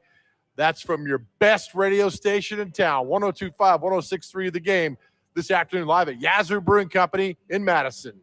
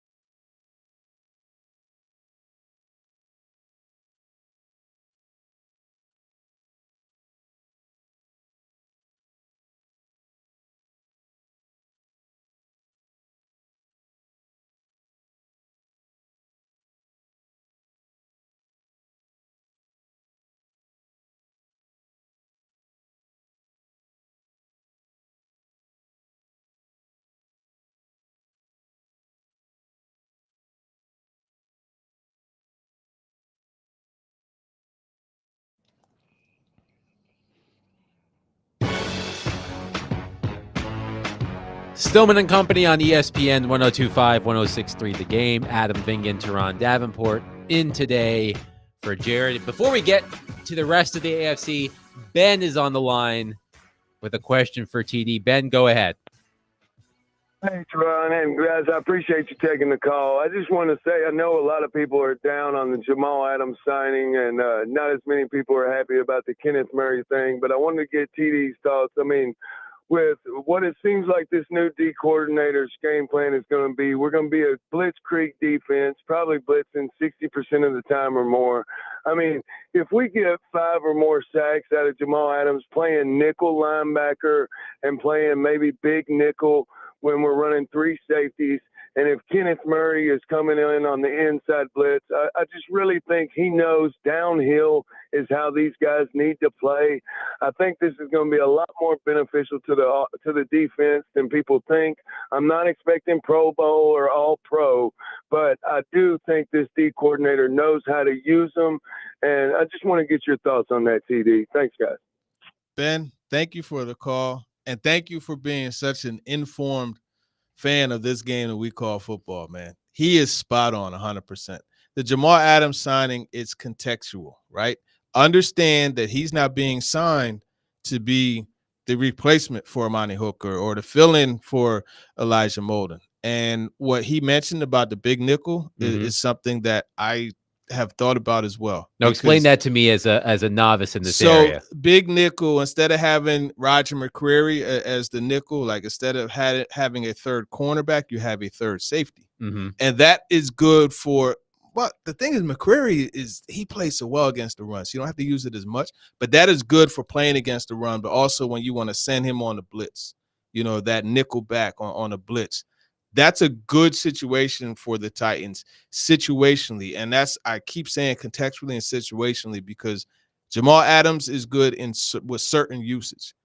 Kenneth Murray is good for he has certain purposes. We've talked about it together on this show. He's the guy, go bust stuff up, man. That's your job. You see that? Go mess up what they're doing. And I think when you allow him to play downhill instead of being someone that reads and reacts, you just let him attack. That is working to his favor. And as Ben said, Denard Wilson, that's what he wants to do. Attack, attack, attack. So he got players. They brought players in that do just that, attack. Like that's their specialist. That's what they do best. Thank you for the call, Ben. And the next hour will be Teron, Ask Teron, basically. We've already got some text lined up. If you have questions for Teron, we're going to get to as many as we can in the next hour. We want to make it about you. Take advantage of Teron being here, 615-737-1025. So we've gone through the AFC South. I wanted to ask you about a couple teams in the outside of the AFC South and the AFC. I think one that a lot of people are going to be focusing on this season, and the team the Titans are going to see in their home opener in week 2 is the New York Jets. I mean, obviously, the return of Aaron Rodgers after 5 snaps last season before tearing his Achilles. There was a lot of interest in what the Jets were going to do last season when you have Aaron Rodgers with Garrett Wilson. I'm a big Breece Hall guy. I love what I saw from him last season. I actually, we could talk about this in the next hour, but I was talking about, what a good ceiling would be for Tajay Spears. And the player that came to mind was Breece Hall. If Tajay Spears can become a Breece Hall-like player, I feel like that would be a boon for the Titans. Now, you can tell me if I'm off base by thinking that those two players are comparable, and if Tajay Spears can get up to Breece Hall levels. Yeah, I think the best comp for Tajay Spears is actually Aaron Jones. Okay. Who is now in Minnesota. He went from Green Bay to Minnesota. Their styles of play is very similar. But I mean, Breece Hall, he's a good back. I think love watching him play. He was in the top 5, I want to say, of Jeremy Fowler's running backs. I think he was list. number 2, actually. Yeah, which is, that's a bit of a stretch. Yeah. But he's still he's a good back. Really good back. Yeah. But that Jets team is going to be interesting. There's going to be a lot of attention, because it's the Jets, but also how Aaron Rodgers will rebound after his injury shortened season. Now, this is something I know that you can tell me. Have they figured out the Hassan Reddick situation? No, and that's the thing I'm curious about, because if you add him to that defense, Jermaine Johnson, a solid player, but you add him to that defense, like that pass rush is elevated because he's another guy, a top a top 10 pass rusher in this league. I don't know what happened to Philly, like why they traded him, but either way, he's still a playmaker, and that defense is solid on all three levels. So Yes. it's going to be interesting watching that. This is going to be a huge test for the Titans offense. Yeah, it's going to be a big game. And I think the Jets opened the season in San Francisco, if I'm not mistaken, before coming to Nashville for week 2. So they'll have the Jets will have played a tough opener against the Niners before coming to Nashville in week 2. Another team that's going to have a lot of attention. There's always a worst to first, a team that goes from the last place in their division to first place in their division. After losing Joe Burrow last season, the Cincinnati Bengals fell to the bottom of the division. He's back. We know how explosive that offense is. Do you think that the Bengals have the best chance of being that team to go from last place in their division to first place? I don't know about the best. I think the Titans have a pretty good chance Okay. too. But I mean, look, they're definitely up there, and the talent is there. And obviously, the question is going to be, how do you replace Tyler Boyd? Mm-hmm. And they did draft a guy by the name of Jermaine Burton. And I know, coming out of Alabama, I know there are issues around him, but as far as the football player, he's a playmaker. So any offense, when you have Joe Burrow throwing the ball to Jamar Chase and T. Higgins, like that's always going to be a problem for teams on Sundays, Thursdays, and Mondays. But and the defense is in good shape too. I think they're a strong candidate to turn things around. Injuries were like the primary thing last year. So when you have that cooking, it definitely is ripe for a resurrection. Look, Brian Callahan got a lot out of Jake Browning last season near the end, but there's only so much you can squeeze out of Jake Browning in terms of winning football games. You mentioned during the break you wanted to talk a little bit about the Ravens. We started the show obviously talking about Derrick Henry. He's there now. Lamar Jackson. I mean, that's a team that has always been in the mix. Do you expect the same this year? Yeah, and I think the defense would be good. Obviously, Patrick Queen, he moved on to the Steelers, but Trenton Simpson, the guy they drafted out of Clemson a couple years ago, he's been waiting in line, and he's just going to come in. But my thing is, it goes back to what we started with, and that's Derrick Henry. I think when you put in, I know they're shotgun heavy, but Todd Monken, you know what you do? You got a guy who's one of the best backs in the league. You change the offense a little bit to feature what he does well. Like it's checkers, not chess, But I think when you look at Derrick Henry in that mix with Lamar Jackson, now, how many times did we see them run stretch plays? So when that's like off, it is kind of like off tackle. Yeah, you know what I mean. Like get him in the alley, get him in space. They did that a lot, right? But a lot of times you didn't see Tannehill or Levis pull it and run. Now, the few times that Tannehill did, he got like pretty nice gains because the defense is all flowing to Derrick Henry, right? And so you have the focus there. But when you have a Lamar Jackson that could run the way he does, if he pulls it and you don't have somebody dedicated to where he is, it's a house call. You know what I mean? From pretty much anywhere in the stadium. So I say all that to say it's going to be interesting watching Derrick Henry go against 10 defenders as opposed to 11, because you're going to have one covering, dedicated. I stutter because I saw my guy DJ Bieneme on TV. Glad he got a hit. But you're going to see that one guy dedicated to Lamar Jackson. So that's going to open up things for Derrick Henry. And then you have the continuing development of Zay Flowers. Mark Andrews back healthy, and you can't forget Isaiah Likely. Like that 12 personnel, is definitely. And Rashad Bateman is apparently looking a lot better. So you got Nelson Aguilar in the mix. So it's going to be fun watching that. But John Harbaugh, to me, consistently, if they did one of these things on the top coaches, like Harbaugh, year in and year out, needs to be ranked among, at a minimum, top 5 coaches. He's one of the best coaches in the league. It's been a minute since the Ravens, I feel like, had a featured back like Derrick Henry. You probably have to go back to Ray Rice since the last time. I mean, they've cycled through J.K. Dobbins, Gus Edwards. They've had guys that can handle it, but nothing like Derrick Henry. You're right. It's going to be really fascinating to watch Derrick Henry and Lamar Jackson and what they can do offensively. 615 737-1025. This is the Ask TD hour. The 4 o'clock hour is your hour. If you've got questions for Tehran, text us, call us 615-737-1025. We already have a few questions waiting in the text line. I want more. I want to see the text line flooded with questions for Tehran and the phone line as well. This is your opportunity to pick Tehran's brain. Adam Vingan, Tehran Davenport, in for Jared today, ESPN 1025, 1063, The Game.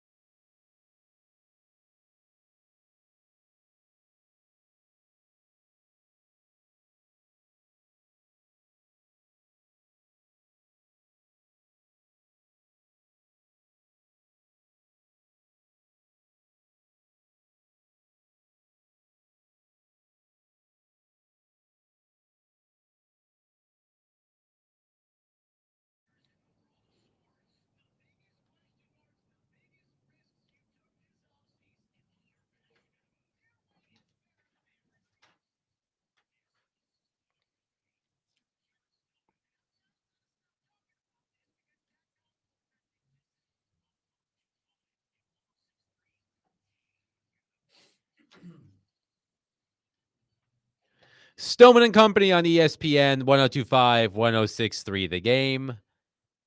Adam Vingan, Tehran Davenport, in for Jared today, broadcasting from the Busy Bee Plumbing, Heating, and Air Conditioning Gabe Nashville Studios, home of the $99 yearly Beehive membership, where the buzz is always about great service. We're turning this hour over to you, our wonderful listeners. Tehran is here, gracious with his time. Let's pick his brain. Let's hear what he has to say about the NFL, the Titans. If you have questions for Tehran, get them in at 615-737-1025. 1025. So, Teron, I'll start with the first question on the top of my list here. It's from Casey and Gallatin.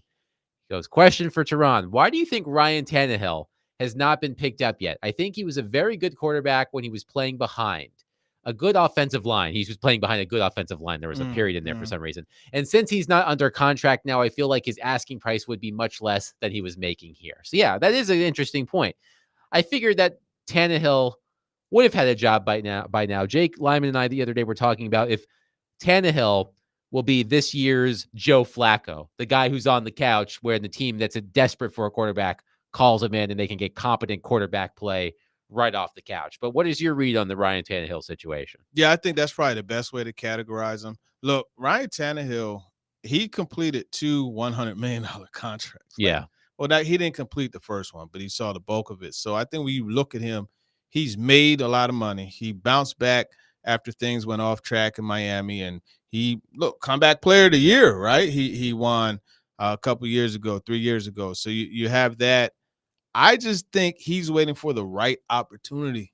And I think he's a guy, well, I know he's someone that still considers himself a starter, and he's not just going to go into any situation. And that's really the bottom line. That perfect storm hasn't come his way yet. I think that's the main thing. Do you feel like there's a team that you would, like you said, or like I said, if a quarterback gets injured and they need someone right off the street, right, then Tannehill can come in and fill that role. But do you feel like there's a team out there right now that, man, that team could really use a Ryan Tannehill right about now? I honestly thought the Raiders would have been a good team. That is a good pull. Yeah, I thought the Raiders, but I mean, if you look as you comb through, Vikings would probably have been a good one because that play action offense, I always want to say Kevin Stefanski, that O'Connell Kevin uses, O'Connell, yeah.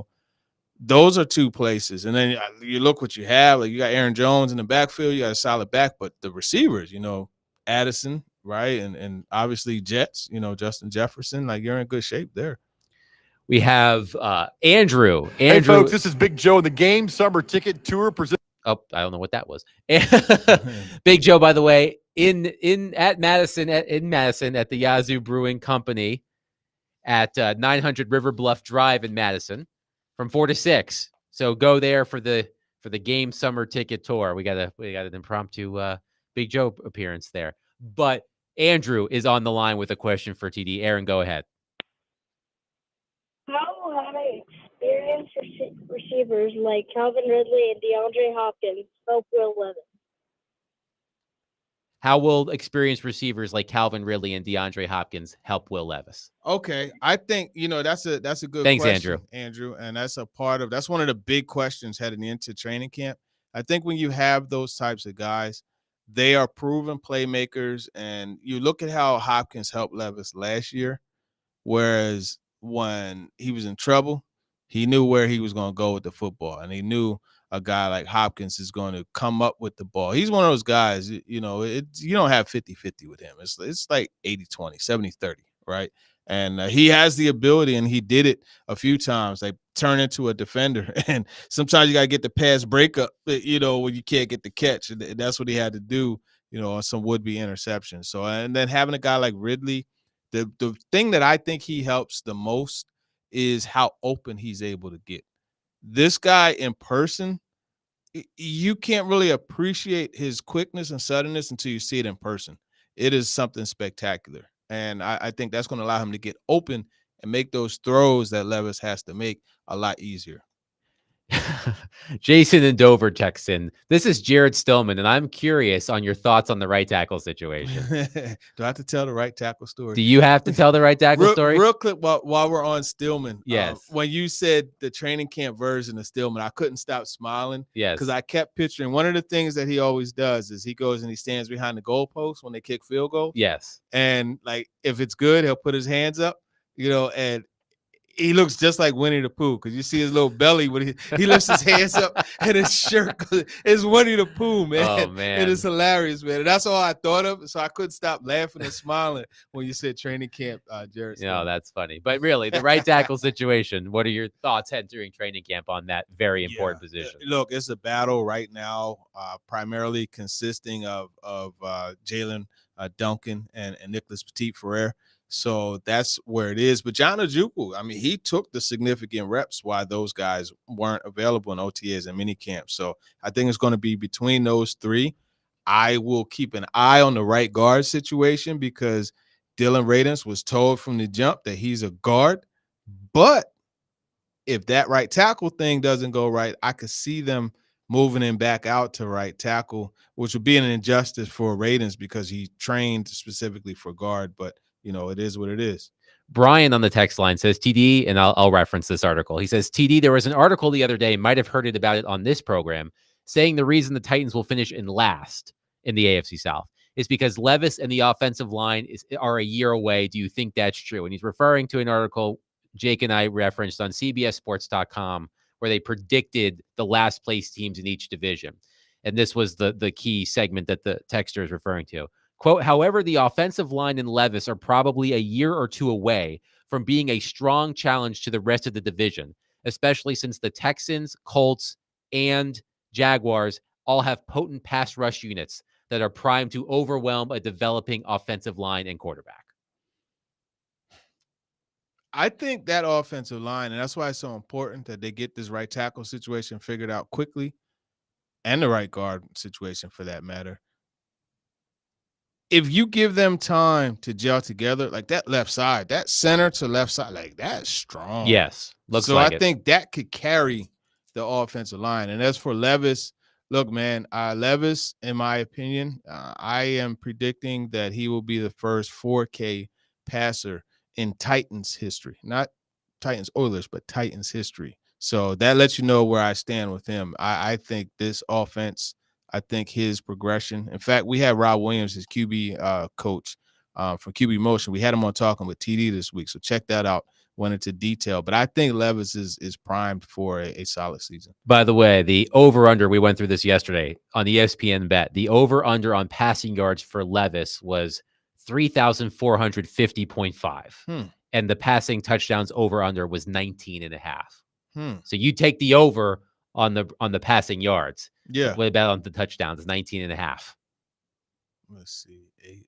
Yeah. I wouldn't touch it.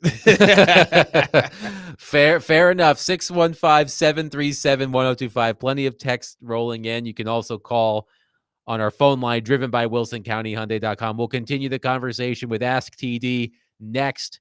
Adam Vink and Teron Davenport in for Jared today. ESPN 102.5, 106.3 The Game.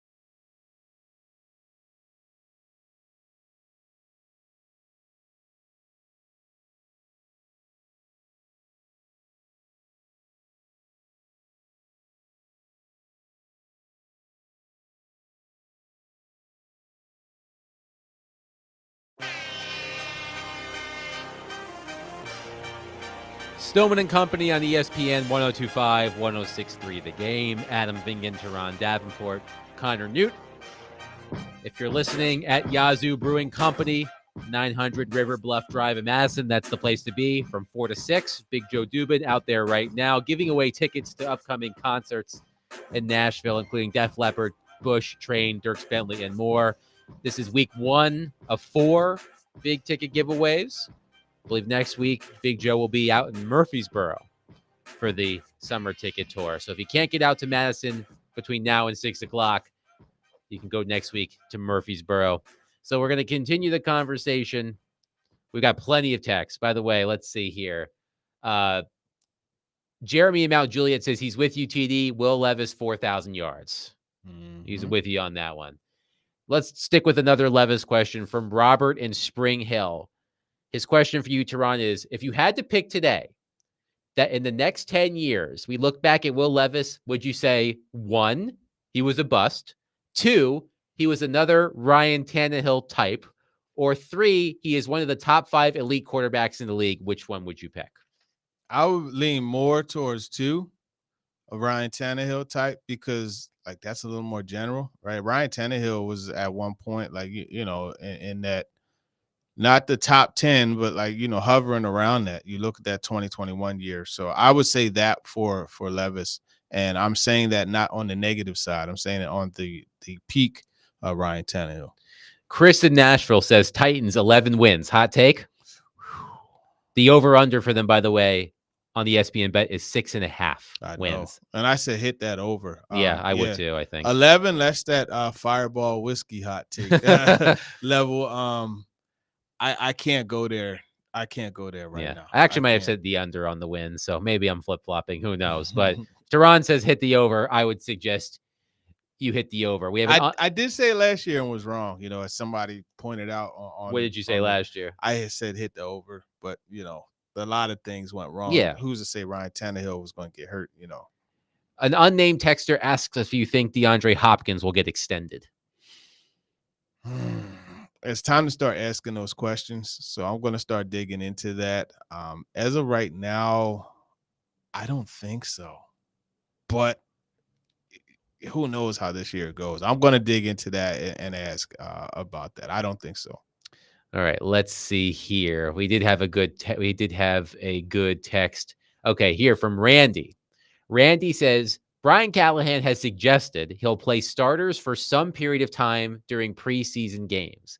So what do you think about having the starting offensive line starting the game, but put Mason Rudolph back there for a series, maybe 2, to start basically as a test dummy to make sure the line is able to protect him okay before putting Will Levis back there? He's saying in the preseason? Yes, in the preseason.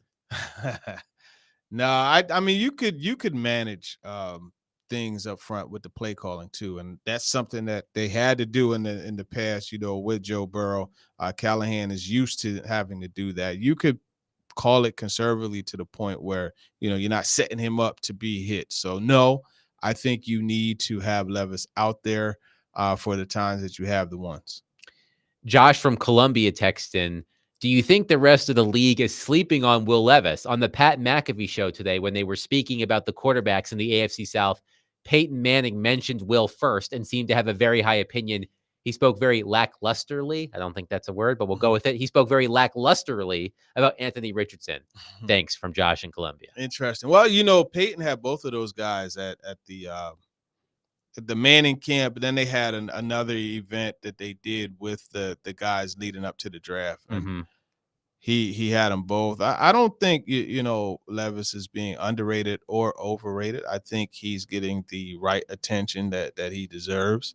And look, he still has a lot to prove. Yes. I mean, yeah, he had the record setter in the Falcons game, but it's balanced. Like, he hasn't just set the world on fire. So I think it's a wait and see type of thing with him. James texts in, and I've asked for clarification, so maybe James will text back in. He says Tony Pollard 1,000 yards plus or minus. Now, I asked him if he meant all-purpose yards, 1,000 all-purpose yards for Tony Pollard, but we can answer both. Do you think that Tony Pollard will reach 1,000 rushing yards, or do you think Tony Pollard will reach 1,000 all-purpose yards from scrimmage? I think all-purpose yards. Yes. Yeah, probably. I could see he and Spears together doing that, honestly. Yeah. I'm very curious about how that's going to go. Like, we mentioned Brees Hall earlier in the segment. Now, Brees Hall was coming off of an injury at this time last year, a serious injury. And the Jets signed Dalvin Cook. And I think the expectation was that they would work in tandem. But as Hall got healthy, there was no use for Dalvin Cook anymore. And I think they cut him by the end of the season. They let him go. I'm wondering, do you think there's a point this season when Tajay Spears overtakes Tony Pollard, where maybe if they're going, as you said, the snap count can change game to game. But let's say it's a fairly even split, like we saw with Pollard in Dallas a couple years ago with Ezekiel Elliott. Do you think there's a point where Spears overtakes Pollard and becomes the featured back for the Titans this No, I season? think they're going to share it. And that's one of the things that I asked Brian Callahan about at the combine, about how the running back position is supposedly being devalued. And he definitely stressed the distribution of labor and how teams are leaning more towards that. And I think that being said, they're going to have both of those guys in. And then you talk to Randy Jordan. Actually, there's a tweet on my timeline. If you search Randy Jordan, the running backs coach, and I asked him specifically about the hot hand. Also asked him about just how do you go about managing to make sure these guys get the ball and get into their rhythm. And he mentioned how not only are carries touches, the catches are touches too, and that's going to factor into the equation. So a guy can have 6 carries, but 5 receptions. Now that's 11 touches. You know what I mean? So that's how they're going to look at it. So I think both guys are going to continue to be involved. And don't forget about Hassan Haskins. Don't forget about Julius Chestnut also. Eli asks, do you think this is the best Titans coaching staff they've had from top to bottom? Tough question. A lot of coaches in important positions doing it for the first time. Yeah, I think it's the most exciting one, but I still feel, that one with LaFleur at OC, Rob Moore, Dean Pease, like it's hard to overlook that. And that 2019 also, that one the year after LaFleur left, when you had Arthur Smith. So I'll say the 2019 is the best staff that they've had. 615-737-1025. Keep those questions coming for Tehran. You can text, you can call. Our phone and text line driven by WilsonCountyHyundai.com. Send them all in. Some great questions so far for Tehran, and I'd love to see some more. Adam Vingan, Tehran Davenport in for Jared today. 1025-1063 The Game.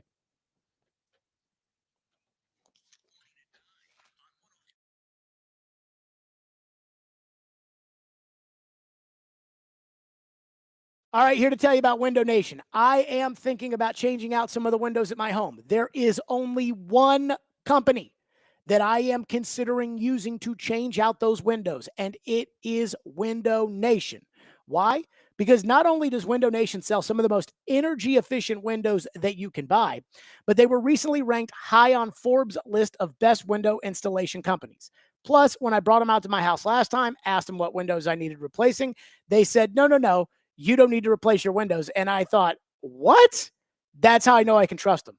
Plus, for every 2 windows you'll buy, you'll get 2 windows free, plus 0 down and no interest or payments for 2 years. So stop paying more than what you have to. Again, for every 2 windows you'll buy, you'll get 2 windows free, 0 down and no interest or payments for 2 years. Stop paying more than you have to. Schedule that in-home estimate right now by calling 866-90NATION or visiting windownation.com. That's 866-90NATION, windownation.com.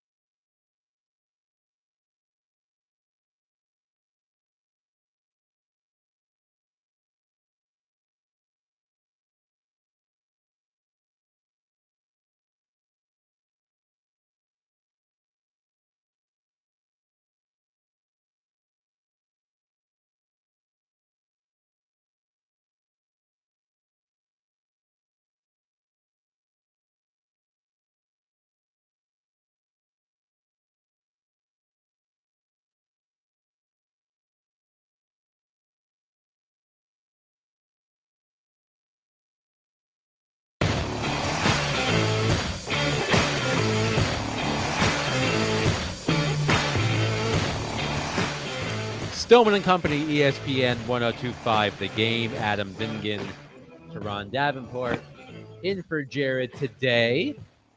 This is the Ask TD hour.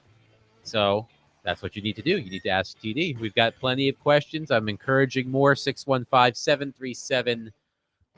I believe we've had a couple of phone calls earlier in the show. I think we only have one phone call so far in this hour. I'm just telling you right now, if you call in, you'll get priority to Teron Davenport. Talk about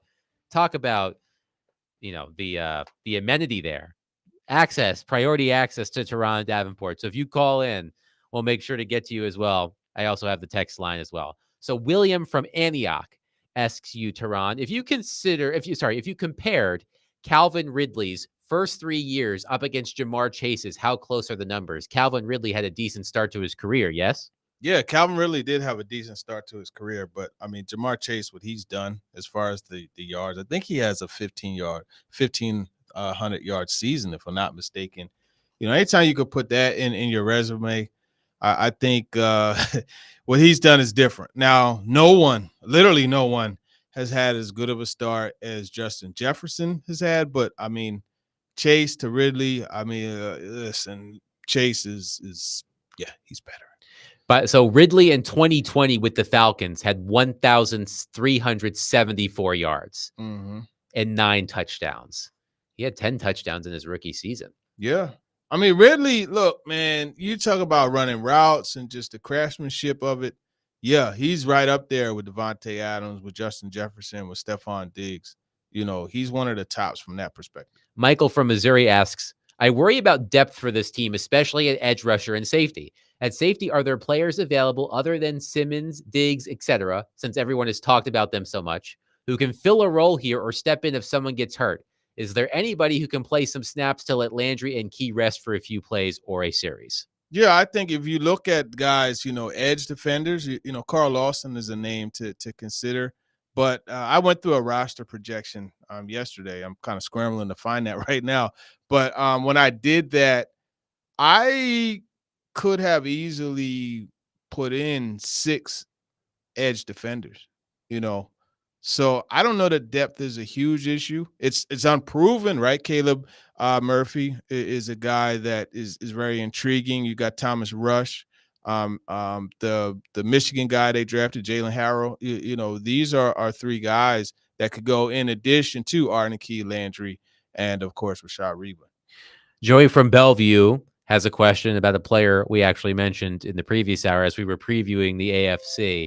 Joey from Bellevue asks, do you think that Rand Carthon should try to see if they can get Isaiah Likely out of Baltimore with a trade? He could be a number 1 for the Titans and not have to get reps as a number 2 in Baltimore. Yeah, Likely ain't going nowhere. It's unlikely, is what you're saying. That Likely is moved. I am sure I'm the only person who's ever made that joke. Yeah, no, he probably isn't going anywhere. I think, if you're looking at tight ends, your best bet is to look at Chig and then Josh Wiley, what you have going on right now. You got Nick Vannett as the backup. And, I think that's pretty much where it's going to be. What can we expect from Josh Wiley? I mean, I liked what I saw from him last season, there's a lot of attention on Chig because of what was expected of him last season. But Josh Wiley, like what do you feel like the ceiling is for him as a player? Yeah, I think Josh Wiley is a solid option when you talk about matchups. Mm-hmm. He's a long guy, a big body. He did have a couple catches, in minicamp, one deep one that was pretty good. He's a big target too. So he's one of those ones where you have him in line, you let him release and run that seam route.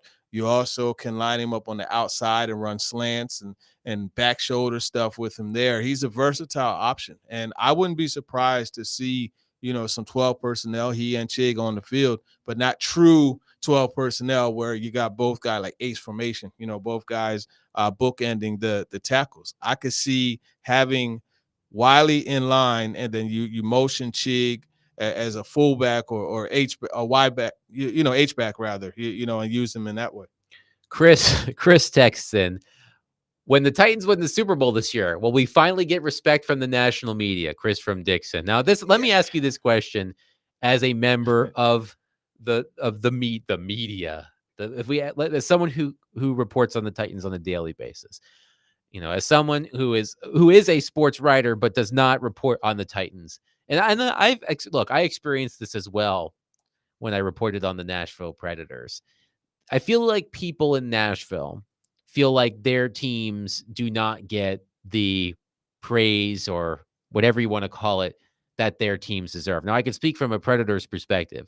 There is going to be a lot of national media attention on the Nashville Predators this season after what they did in free agency. Crazy. They went nuts. When you sign Steven Stamkos and Jonathan Marchessault, among others, there's going to be a lot of national attention on the Nashville Predators. But it always does feel like it's something that comes up regularly with the Titans, especially, when they made the surprise run to the AFC title game and they were the number 1 seed in the AFC. It feels like there's always that the Titans don't get the respect from people outside of Nashville. As someone who's in that locker room every day and around the team, how much do you personally buy into that idea that the Titans may be quote unquote disrespected by those who report on the league who aren't based in Nashville? Yeah, I don't buy into it at all. I think it's funny, like they say, oh, well, Lloyd Cushenberry is a Titans player, so now he won't get the same. Look, there does seem to be like a bit of a little brother complex. Yes. That Nashville fans have. Well, I could say Titans fans. I'm not fully familiar with the Preds fans. There is some of that. There was, especially when I was covering the team when they were really good, there was some of that for sure. Well, look, here's the deal. Who cares? You know what I mean? Like, why do I care about national, the quote unquote media respecting my Titans? Fact of the matter is, a lot of times this team has, like, under the lights, they didn't really come through and perform. You know what I mean? You look at some of the Monday night games, some of the Thursday night games, and obviously, the one against the Dolphins, that's a good moment for Will Levis and the marquee Titans. win. Yeah, but I think for the most part they've kind of withered, at times, and it's just one of those things, man. It is what it is, man. And you have the marquee teams that everybody talks about, and just get over it. Let it ride. Wes in Hermitage has an interesting question. He says, what do you think is most likely going to be the main topic discussion of the, I think that looks like a typo, but what do you think the main topic of discussion is going to be this season? I see Treylon Burks producing and establishing a real role on the offense after having a crazy good season. Titans fans realizing that Derrick Henry leaving wasn't a bad thing, and the 2 running backs they have now are working out tremendously well. Or last but not least, do we feel defeated and dead after a terrible season and wish Mike Vrabel was back? So which of those 3, choose your own adventure. Remember those books? Yeah. Choose your own adventure. Which one of those do you think is the likeliest main topic of discussion at some point this season? I think it's going to be Levis. I think Levis is going to be the hot button topic for the duration of this season, because it's just so much around the quarterback, right? That quarterback position is always one that everybody wants to discuss and know about. And I think as Levis begins to ball out and show what he could do, I think you're going to see more national media jumping onto that. Eli from Smyrna has a question. We kind of touched on it, but he wants to know if you think that Tajay Spears or Tony Pollard will be ultimately who will be the more impactful back. And I guess you could take that anyway in terms of actual statistics, X plays, things of that nature. Who do you think ends up being the more impactful back? I'm going to go with Tajay. Tajay Spears is fun to watch. I talked to Coach Mack about him a lot, and Coach Mack, some of the analogies that I love coaches, football coaches. Yeah. Like, they have the sayings, and you're just like, what? And they're like, wait a minute, that makes sense. So Tajay, to me, the thing that stands out to me is just the way you rarely see the first person take him down, the first defender. But then also he has the speed to pull away. He's shifty. He runs hard, as I mentioned. He's a playmaker, man. I think that's just the bottom line. And I think he's going to have more, be the better. I don't want to say better, but the more productive of the two. I feel like you're going to see, I know this is not the end all be all, but I know a lot of people do this, including myself. I feel like Tajay Spears is going to be the player when you're preparing for your fantasy football draft. you're going to pick him in the mid to late rounds as a guy you're going to stash on your bench, and you're going to be really glad that you had Tajay Spears. Yeah. Like from that kind of standpoint, I feel like he has the ability to make that sort of impact. An unnamed texter asks, who is a guy, we did touch on this a little bit, but we can touch on it again. Who is a guy who few fans are familiar with, that at the end of the season, every fan will be really familiar with, offense or defense? Well, let's do both. You mentioned Gabe Judy earlier in the show as a guy who stands out. What about on offense? Who's a player on offense that fans aren't familiar with now that they will be by the end of the season? Overall fans or just local ones? Titans fans. Titans fans. Man, this fan base is pretty well informed with the guys, man. Right. So let's see. I'm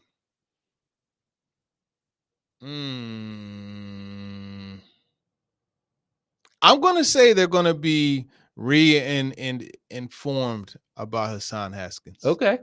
I think Haskins. Who else could I say? Yeah, I'll go with Haskins because I mean you could say Josh Wiley, but nobody he's been a topic of conversation. I'm going to go with Hassan Haskins. I think he's a guy, and I'm not saying like he's going to have 500 yards rushing or anything like that, but I think you watch the preseason. I think he's going to stand out there.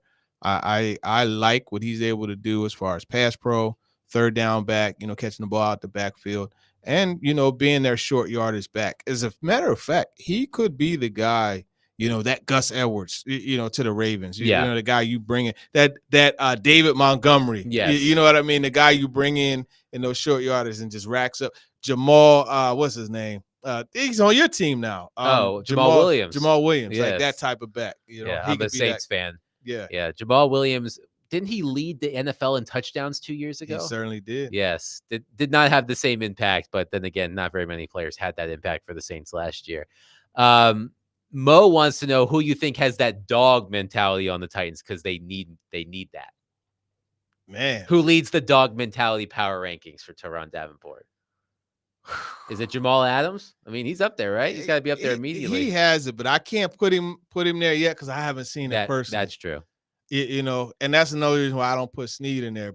But man, let me tell you something. Roger McCreary quietly has it, but it's hard to say anybody over Jeff. Yeah. Because that dude right there, he's it, when it comes to being a dog, and just the way, and matter of fact, he was voted as like one of the biggest trash talkers in the game. You know what I mean? But I think just bringing it over and over again, I probably would say Jeffrey Simmons. I mean, he's already set his sights on Caleb Williams. He was already talking trash on his nails, right? Yeah, on the Rich Eisen show months before week 1 when the Titans open in Chicago. 615-737-1025. One more segment of Ask TD. We've got a few more texts. Get some calls in there too, like I told you. If you call in, you get priority access. Think of it like Fast Pass. When you go to Disney World, you can skip the line, get right to the front of the line. If you call in, you'll get that Fast Pass to Teron Davenport. Adam Ving and Teron in for Jared today, 102.5, 106.3 The Game.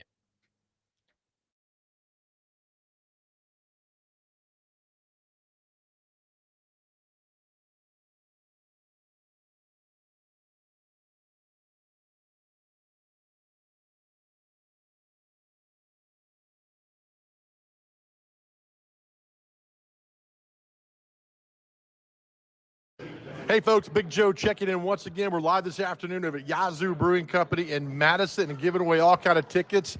Everybody's a winner here today, and all we're missing is you. Come by and see us. We're here till 6 o'clock tonight, and we got tickets to concerts such as Def Leppard, Matt Rife, Bush, Train, Dierks Bentley, and much, much more. Also, get signed up for the grand prize, tickets to a Preds home game, Sounds game, and the Big Machine Music City Grand Prix. For all information on our stops, just go to thegamenashville.com/tour. It is the Game Summer Ticket Tour presented by Green River Whiskey. We are back and better than ever. We're here at Yazoo Brewing Company in Madison till 6 o'clock. Stop by. We're having a great time. And again, all we're missing is you. This is Big Joe once again, 102.5, 106.3, The Game.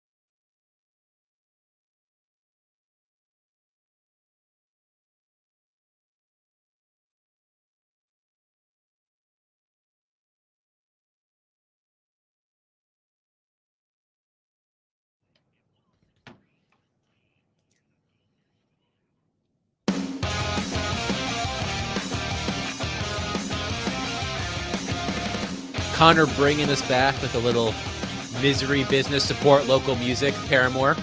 Thought you would like that one. I do appreciate that. Still in my Warped Tour phase, even at 35 years old. Adam Bingen, Teron Davenport, in for Jared today. Great questions so far for Teron. Really, really good stuff. JD had a response to our conversation about national respect.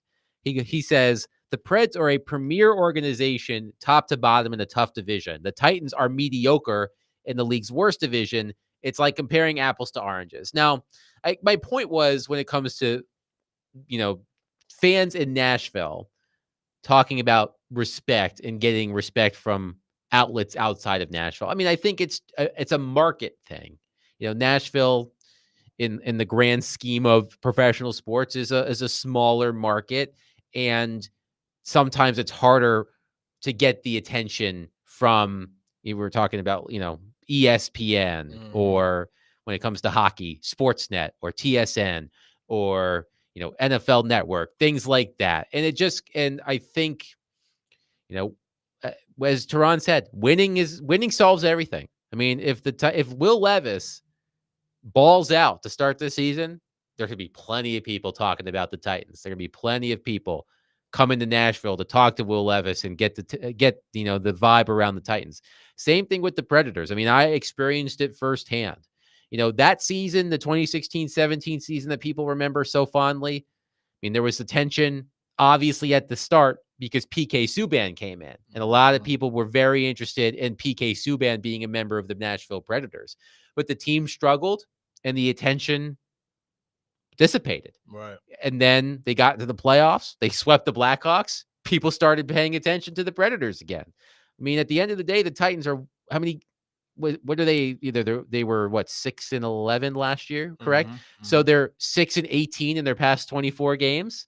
Like, if you have a 6-18 record, people aren't going to be paying as much attention to you. Yeah, and the thing is on that is they weren't, except for that losing streak going down the stretch, they were a train wreck. But overall, they haven't been a train wreck. And like, to get attention, you either have to be incredibly bad or good and exciting, and they were neither. Yeah, I mean, that's I think that's a big part of it for sure. Like, you need to, like, I will speak also from experience. So before I moved to Nashville in 2015, I went to college in the Washington, D.C. area. I spent nearly 8 years there working after that. I was there for Robert Griffin's rookie season. Oh boy. And it was exciting when the then Redskins were ascending. They made the playoffs. They lost to the Seahawks. RG3 tore up his knee in that game, and the bottom fell out. Yeah. And it was exciting, right, for the town to see the football team good again. But the Redskins were always so much more entertaining when they were dysfunctional. Like, when they were bad, they were bad, and there was so much drama. You love the train wreck, right? Man. Like, if you're bad and boring, that's the worst combination. If you're gonna be bad and dysfunctional. And the Washington team under Daniel Snyder was the definition of dysfunctional. I actually thought it was more entertaining when they were bad. You'll remember this vividly. You remember the game against the Eagles on, was it Monday Night Football? The play action? Was it 59-3 or something like that? Where they were up like 35-0. Like, Deshaun Jackson had multiple long touchdowns. They just right from the jump. Right. LeBron Landry was talking that trash. Michael Vick torched them. Like, the first play of the game was like a 70-yarder. I got to look back at that, but that game was just a big. I mean, the reaction to that game was just fabulous. Brent is on the line, on our phone line, has a question for TD. Go ahead, Brent. Hey, first of all, I love you two guys together on this show. Thank you. Hey, man. Really, it's just very informative and very pleasant to listen to. Thank you. Thank you. Number one. Number two, I scratch my head when all of the talking heads on the national level keep looking at the AFC South as like the bottom of the barrel. I really don't think so. We've already got Houston being talked as, a long shot for the Super Bowl, but they're a really, really good team. Now, Trevor Lawrence and his guys, I mean, they show they can play ball. Now, if Richardson turns out, And if Levis turns out, it's a quarterback-driven league, and all the talent that we have put on our team, this AFC South might turn out to be one of the most difficult conferences to get through. That's sort of my thoughts, and I love yours, Steve. Hey, listen, we got a nice stock of callers this We've day, had man. some really good questions today. That's a really good call because I'm with him. And ironically, when you mentioned the Preds thing over the break, that's what I told you. I said, well, wait a minute. This AFC South division is it's not the worst in the league. No, man. that distinction belongs to the other South division in the right, other conference. exactly. But the NFC South. to his point, Brent's point, you talk about the quarterbacks. This division has 4 pretty good quarterbacks. Like it's going to be competitive, and they're young. Yes. Crazy thing is, Will Levis is the oldest quarterback, the oldest starter right now. Yeah, when I heard that, I was like, really? That's interesting. It's nuts, but I mean, it is what it is. So we'll see what happens. And I think you have teams. The thing that I really like is 3 out of the 4 teams have quarterbacks on rookie deals. Mm-hmm. So what can you do? Well, you saw kind of like an arms race between the Texans and the Titans. Like, okay, you sign him, we're gonna sign him and him. Oh wait, you say okay, we're gonna trade for so and so. You know what I mean? And you look at the talent that has been brought onto both of those rosters. There's a lot to be excited about, and it's because the Colts, they retained guys. Mm-hmm. You know what I mean? And I think when you look at that, these 3 franchises are in good position to build around their young quarterbacks while they're on those rookie deals. By the way, in that, I believe it was called the Monday Night Massacre. Eagles 59, Redskins 28. Mm-hmm. It was 28-0 after the first quarter. First play, Vic deep middle to Deshaun Jackson for an 88-yard touchdown. That was the one because LaRon Landry was talking all that jump. I remember that. I used to run with D-Jack a lot and be with him. He's one of those dudes. You talk about a dog. You don't want him to talk trash to Deshaun Jackson. He's one of those dudes that responds to that. You know what I mean? And man, Vic threw that thing. Deshaun had that effort. He had what you call easy speed, man. Yeah. No, that was a crazy, crazy game. We have an unnamed texter who says, with the changes to the kickoff, who's going to be our returner? Is that a spot for Treylon Burks to shine, perhaps? Another excellent point. Great questions today. I wonder if Burks could be that guy. And that's actually Hassan Haskins comes into the mix for that as well. So let's before we can continue, sorry to interrupt. Let's break down what those new kickoff rules are for those who may not know. Okay, so basically the way it's set up is to encourage the teams to keep it inbounds. You know what I mean? Inbounds, because it's to discourage touchbacks. Because now the touchback you get it. I want to say it's the 35 or the 40. I forget the exact rule, but you get really good field position if it's a touchback.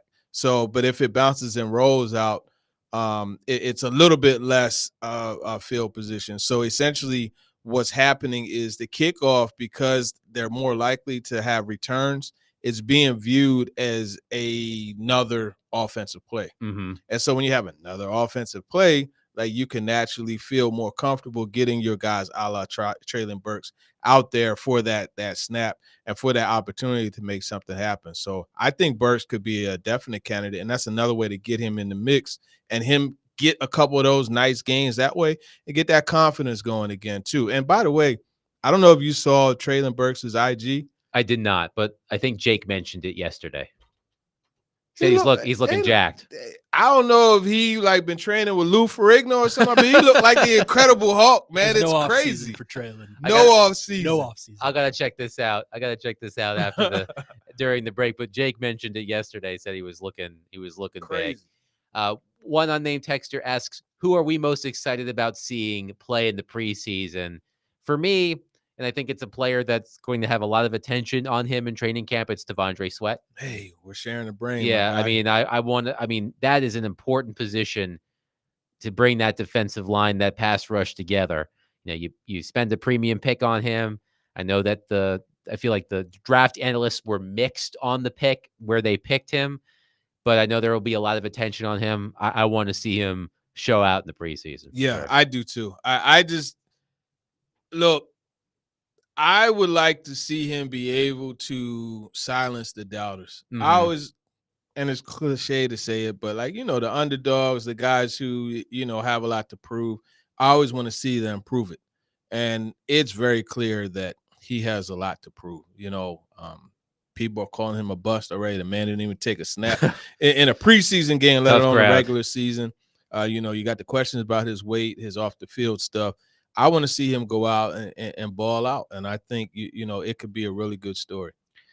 Excellent questions, everybody. Those who called and texted, excellent questions. And you know what? If you have other questions for Tehran, we'll continue to get to them in the final hour of the show. 615-737-1025. But I wanted to switch gears a little bit. It's football adjacent, but ESPN unveiled, they've been doing a list where they've been releasing the top 100 athletes of the 21st century. It's been really interesting. I feel like it's brought up a lot of discussion. And they unveiled their top 25 athletes of the 21st century. And I want to talk about those and see if ESPN got it right. Adam Vingan, Tehran Davenport, in for Jared today, ESPN 1025, 1063, The Game.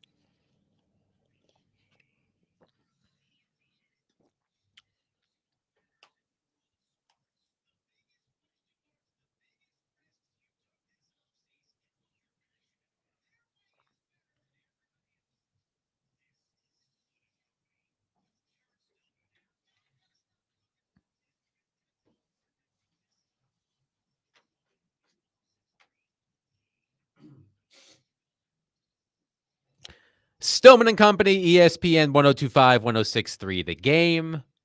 Broadcasting from the Busy Bee Plumbing, Heating, and Air Conditioning Game Nashville Studios, home of the $99 yearly Beehive membership, where the buzz is always about great service. Adam Bingen, Teron Davenport, Connor Newt, in for Jared and Ian today. Everybody will be back in their normally scheduled times on Monday. I know you guys have really missed Jared. He's been out for the past couple of weeks, prepping his voice to scream on the first day of Titans training camp when there's too much what he calls toxic positivity coming from Brian Callahan and others. But this, training camp would not be the same without Jared. I hope he's having a restful vacation. He'll be back on Monday. So I'm gonna get him a Winnie the Pooh keychain. Oh my God! See, the thing is, you mentioned I thought Winnie the Pooh. When I hear Winnie the Pooh, I think shirt, no pants, because Winnie the Pooh didn't wear any pants, obviously. But you were just like, she showed his little belly. You should just give it to him without any context and just be like, go listen to the show from Thursday, and you'll know exactly what we're talking about. But oh man, I'm not gonna be able to unsee that now. But so Teron, ESPN, as you know, has been releasing over the past number of days its list of the top 100 professional athletes of the 21st century. And that's the key distinction since the year 2000. Right. So according to ESPN, voters were instructed to consider only an athlete's performance since the year 2000. So, for example, they used Barry Bonds. He won 7 MVP awards, but only 4 of those came after 2000, as did 317 of his 762 home runs. Or Ken Griffey Jr., he played until 2010, but all of his best seasons came in the 90s. So, and on the flip side, Tiger Woods won 13 of his 15 majors from 2000 on. So it's only about performance since the turn of the millennium. So they finally released the top 25. And I feel like I feel like there's been a lot of debate over this, and it's been an interesting process. It looks like they pulled from ESPN editions from all over the globe, so it wasn't just ESPN in Bristol and North America. It was from all over the place. So the number one professional athlete of Lenny on the text line says, "Did you say Jared's gone? I haven't even noticed." I mean, there's been a lot less yelling in this time slot over the past couple of weeks. The number one athlete of the 21st century, according to ESPN and its many voters, was Michael Phelps, the Olympic swimmer, record 28-time Olympic medalist, 23-time Olympic gold medalist, won 8 gold medals in Beijing in 2008. I mean, I think it's hard to argue with that. In terms of individual accolades, 28-time medalist, 23-time gold medalist, won 8 gold medals in one year. And it also mentions here he broke world records in 7 of his 8 races in 2008 on the way to winning those 8 gold medals. I mean, not someone I would have thought would be on the top of the list, but after seeing it, I feel like it does make a lot of sense. It ain't hard for me to argue that.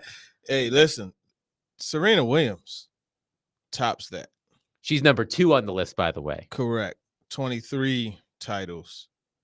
I'm going to tell you why Serena Williams tops that. Okay. And I had to look it up just to make sure that, I was researched correctly. And for me, not only was she great, but tell me another swimmer from that period, that Michael Phelps dominated. I mean, like the ones I can tell you were not like well known for the right reasons. Like I think of Ryan Lochte, who became something of a reality star. Yeah. So we're looking at Maria Sharapova, Venus Williams, her sister, obviously. You're talking about Jennifer Capriati, back end of her career, but my cousin, Lindsay Davenport, not really cousin, but I gotta say that. You're looking at like I said, Martina Hingis. You could go on and on. There's a lot of names that were also candidates to be probably lower on. Like I would venture to say, there's more female tennis players than swimmers on that top 100 list. Yes, I would imagine so. So not only was she great, she was great among greats. Serena Williams is, in my opinion, now I'm a big Steffi Graf fan. Don't get it twisted, but I think she's the best female tennis player ever, not just in the 2000s, but ever. And I'm going with her over Michael Phelps. The only other swimmer on the list, Katie Ledecky, Who he wasn't swimming against. No, she is number 15 on the list. So Michael Phelps, one of 2 swimmers on the list. Among tennis players in the top 100, I'll look for female tennis players specifically. Serena was number 2. Let's see who else here. Was she the only one? Venus was number 86. I think that was those were the only female tennis players, right? And they competed against and with each other. Yes, because mind you, they won some doubles titles. You know what I mean? So 1 and 2, Michael Phelps, number 1, Serena Williams, number 2, number 3, Lionel Messi, at number 3. I'm not mad at that. LeBron James at number 4. LeBron James.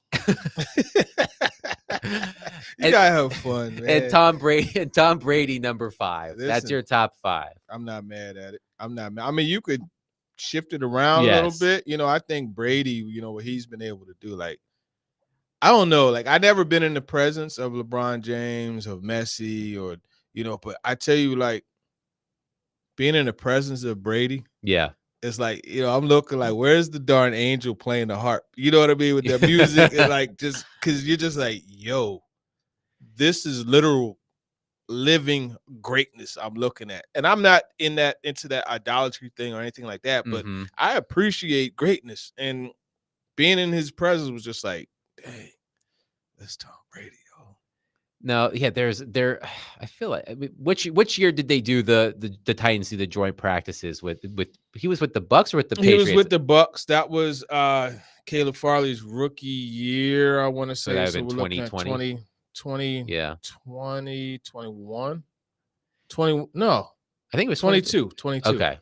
I got my ears all mixed up, but like I use this example as a personal experience. So Shea Weber, former Predators defenseman, former Predators captain, recently elected to the Hockey Hall of Fame, first ballot Hockey Hall of Famer.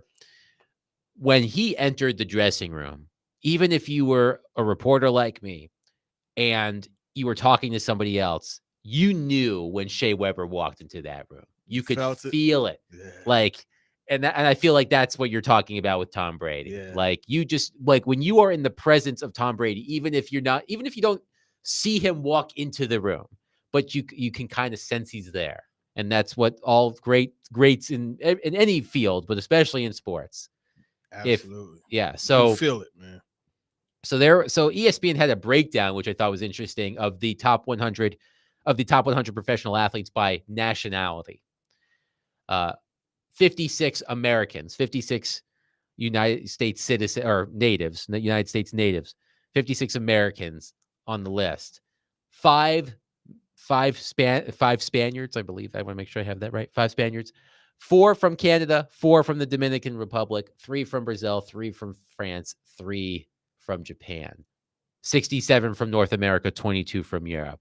For the hockey fans listening, there were 3 players on the list. Connor McDavid at number 98, which I think is low. Sidney Crosby at 22. Alex Ovechkin at 54. Stephen from Hendersonville says, I would still argue Phelps over Serena. The Olympics come around once every 4 years. Tennis has 4 majors each year. There's more tennis tournaments annually versus swim meets. Do you think that plays into it at all? It can. It can play into it. I think because obviously, the more you're competing, the more success, and the more you're going to win, right? So it could play into it. Dylan says Brady was still a Patriot when they did the joint practices in Nashville. I remember because all the Pats fans were as excited to see Vrabel as they were Belichick. Yeah, we're not talking about when they did the joint practices in Nashville. We're talking about the Bucks, the ones in Tampa. Yeah, but right. I mean, look, that's all the more like. Right. Saw them both. You know what I mean? Yes, that's for all sure. More. But I think it was more because the way it was set up in Tampa, like I'm standing here and he's at the glass. Yeah. And I'm just like, yo, Tom Brady. Oh, yeah, Tom Brady, man. You know what I mean? I remember. I did remember that it happened twice. I just could not remember. Like once with the Patriots, once with the Buccaneers. I just couldn't remember the order. But you're right. I think that was Traylon's rookie year because that was the whole Traylon asthma thing. That year. What it was that? Let's see. I'm going to look this up. 22, I think. 22 was in Tampa. Yeah, Traylon's rookie year. Caleb's Second year. Yes. Yeah. Yes, 2022 were the Bucks Titans joint practices in Tampa Bay. I'm looking at for the joint practices. 2019 were the joint practices in Nashville with the Patriots. So that's how we got our signals crossed. 615-737-1025. We'll continue our discussion on the top 25 and top 100 athletes, according to ESPN, of the 21st century. And if you have thoughts on that, call and text us 615-737-1025. Adam Ving and Teron Davenport in for Jared today, 1025-1063 The Game.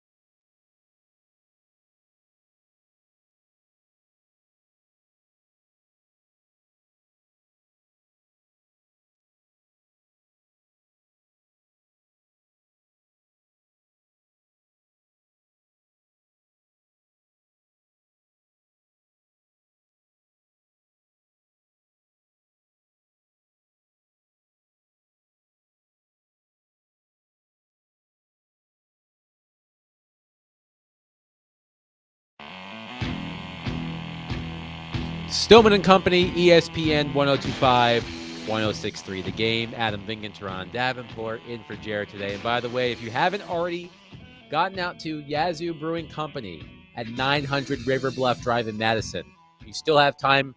Big Joe Dubin will be there until 6 o'clock, giving away tickets to upcoming concerts in Nashville, including Def Leppard, Bush, Train, Dierks Bentley, and more. Also, get signed up for the grand prize tickets to a Preds home game, Soundscape, and to the Big Machine Music City Grand Prix. For more details, visit thegamenashville.com/tour. We will continue the tour next week. I think it's each of the next 4 Thursdays. But if you haven't gotten out to Yazoo Brewing Company in Madison, Big Joe will be out there giving away tickets until 6 o'clock. So you still have time. So we're talking about the list of the greatest athletes of the 21st century. So since the year 2000, as released by ESPN.com, they released the top 25 today. Number one on the list, as we discussed, Michael Phelps, Olympic swimmer. Serena Williams at 2, Lionel Messi at 3, LeBron James at 4, and Tom Brady at 5. I wanted to ask Teron about number 10 on this list as someone from Philadelphia, Kobe Bryant, number 10 on the list. His father, Joe Jellybean Bryant, just passed the other rest day. in peace, man. I mean, what was the impact of the Bryant family on basketball in Philadelphia? Man, so it's funny because initially Kobe was not loved in the city. Huh. That's At Lower Marion High School, if I'm not mistaken. Right, Lower Marion, which it's about 30 minutes outside of the city. The All-Star game where they had it in Philly, they booed Kobe. He won the MVP that year, if I'm not mistaken, but he wasn't loved in the city. But then he had that incident, the stuff in Colorado. Yes. And after that, for some reason, a lot of people that weren't in his corner suddenly became in his corner, and he started to become the adopted son of the city once again. But when he was at Lower Marion, like everybody, high school, you talking about high school basketball, like he was it. You know what I mean? It was him, and then a little bit before him, you had Donnie Wagner out of Camden. You know what I mean? This dude, he dropped 100 in a game. He went to Memphis, and then he played for the Cavs for a bit before LeBron came. But yeah, like there was a select group of guys. You had Donnie Wagner, you had Eddie Griffin, you had Kobe, you had Richard Hamilton. Those like high school basketball was on fire, around that time. So what he did for the city was just, help set the high school basketball scene. I think that was the biggest thing that he did. I remember when Zion Williamson was in high school, there was the lines to try to get into the gym to watch him play high school basketball was insane. Yeah. And, as a Duke fan, I was obviously very excited to have Zion Williamson on my team. A similar thing is happening this season with Cooper Flagg, who's the consensus number 1 prospect. But yeah, I mean, when those special talents show up in high school, I'll tell you, I think you'll appreciate this. So I grew up in Virginia Beach, Virginia. Oh, and yes, you see some things. Ronald Curry. I was going to tell you the one player I remember. Our football team, my high school football team. I wasn't on it. I just watched. Not very good. But I remember when Lansdowne High School would come to town. I mean, by come to town, I mean like come on the other side of town. Percy Harvin. Oh. He was you want to talk about dog. He was a dog in high school. Watching Percy Harvin play high school football, man. Yeah, that's a good one. Yeah. That's 757. That's why when you text me and I saw that, I was like, hold up. That 757 is full of talent. Yes, man. Absolutely. Crazy. Yeah, we were talking earlier about the Eagles' destruction of the then Redskins on Monday Night Football. Like, I was living there, obviously Virginia Tech on the other side of the state. Jake Lyman isn't here for this conversation, but when Michael Vick, from Newport News, went to Virginia Tech, it was a big deal, man. When they played that national championship game against Florida State, that was a big deal. Yeah, a lot of talent. Iverson, yes, a lot of talent. Alonzo Mourning, a lot of talent in all different types of sports coming out of the Hampton Roads region. John from White House texts in and says he agrees with Michael Phelps at number 1, regardless of his competition. He was breaking world records along the way. So regardless of who else was in the water, he was the best to ever do it. He also adds he's not sure how Tiger Woods isn't in the top 5. Few have dominated and transcended their sport like Tiger. No one has moved the needle like him. And of course, his 15 majors, first to ever hold all 4 majors at the same time. So, 13 of the 15 majors came after the turn of the millennium. So he's number 8 on this list. Tiger Woods is number 8 on this list. 13 major wins, most of any player during his span. 11 major wins as the world number 1 golfer, 9 more than any other player all time. Yeah, no, he saved his call with the Tiger Woods. Yes, part. I get it. World records, but they don't have world records in tennis, right? You know what I mean? So, but on top of that, I know at one point she set the record for the fastest serve. So you want to talk records. But I think, she's undisputably the best female tennis player. And we're talking about all kinds of. You got Gabriella Sabatini, Martina Navratilova. I can never pronounce her name. Martina Navratilova. There you right? go. I think I got that. You right. got Steffi Graf, who I mentioned. Monica Seles. Like we could go on and on and on. Serena's the best. I challenge callers, texters. Don't cheat. Just tell me 5 tennis players, swimmers outside of Michael Phelps. You know what? Greg Louganis, right? He was a swimmer. Different time. At a different time, I believe. Right. That's right. But what I'm saying is, so you're talking about all time because he said, greatest all time, world records, et cetera, et cetera. Serena can't set world records because they don't keep them. Right. But the fact of the matter is, again, she was greatest of the greats. Greatest of the greats. I mean, I hear you, man. You don't have to convince me too hard to make that distinction. I was looking at some of the other, I was gonna say obscure sports, but they're not obscure. Like the less popular sports. Simone Biles. Right. Simone Biles was number 7 on the list. Mm-hmm. I was curious. There are 3 boxers on the list: Floyd Mayweather, Manny Pacquiao, and Bernard Hopkins. He's a Philly guy too, right? Yeah, B-Hop, man. Used to always see him down there at Delaware Avenue, driving his Range Rover around. B-Hop's a rough-looking dude, man. I mean, you get punched in the face as many times as that guy did. Yeah. I mean, you're bound. He had a 55-8-2 record with 32 knockouts from 1988 to 2016. He's the oldest ever boxing world champion at age 49. 20 middleweight title defenses, 2 division world champion. Yeah. They called him the alien late in his 28-year professional career. Now he was like, I feel like I remember the match. I remember the match with Oscar De La Hoya. Like that. Yeah. That was a big one. Yeah. He started boxing late. You know what I mean? His story is crazy. I'm not too familiar with his background. He was robbing people, and he was in those streets. Yeah. And he ended up doing a long term. He had to do time, and he started boxing at Graterford Prison, which is like, that's a pretty rough place, man. You know what I mean? And he started boxing there, and he came out, and that's when he started his professional career. It's a cool story. Chris texted in Lance Armstrong, and before I could react, he said, "Kidding." Okay. Yeah, like I was like, okay, how can I say this correctly? How can I put this delicately? Yeah, it's a really, I mean, look, and one texter points out that it's hard comparing athletes from different sports, but I mean, greatness is greatness. Mm-hmm. I mean, Shohei, he mentioned Shohei Ohtani, by the way. Where does Ohtani stand? It's incredibly hard pitching and hitting like he can. Yeah, Ohtani is number 62. On the list. Come on, let's give the ink a little bit of time to dry. You know what I mean? Right. It's too early. As ESPN says, when it runs the sequel to this exercise in 2050, Ohtani is the likeliest candidate from baseball to rate worthy of the top 10. Yeah. I mean, he has been a transcendent talent so far. What about Usain Bolt, man? Bolt's up there. He was I saw him at 9. Yeah. Let me tell you, Penn relays. Mm-hmm. I saw this joker. So the 4x1. Yeah. Right. That joker ran like a 9.5 split.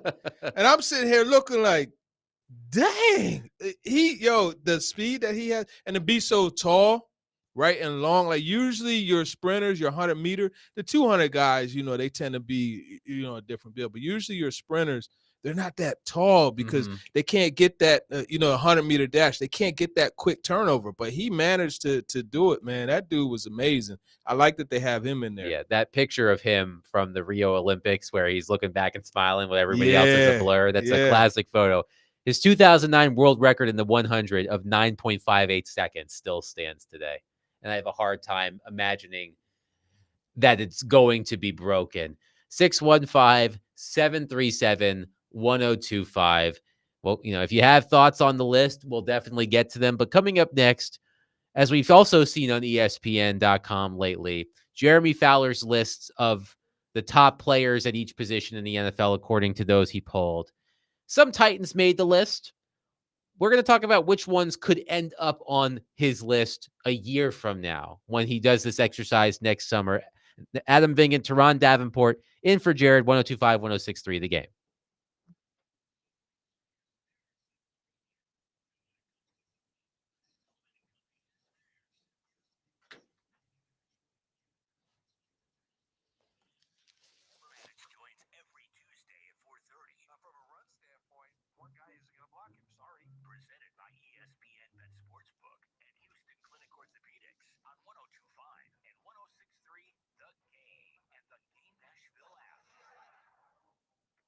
Are you getting the connection you deserve?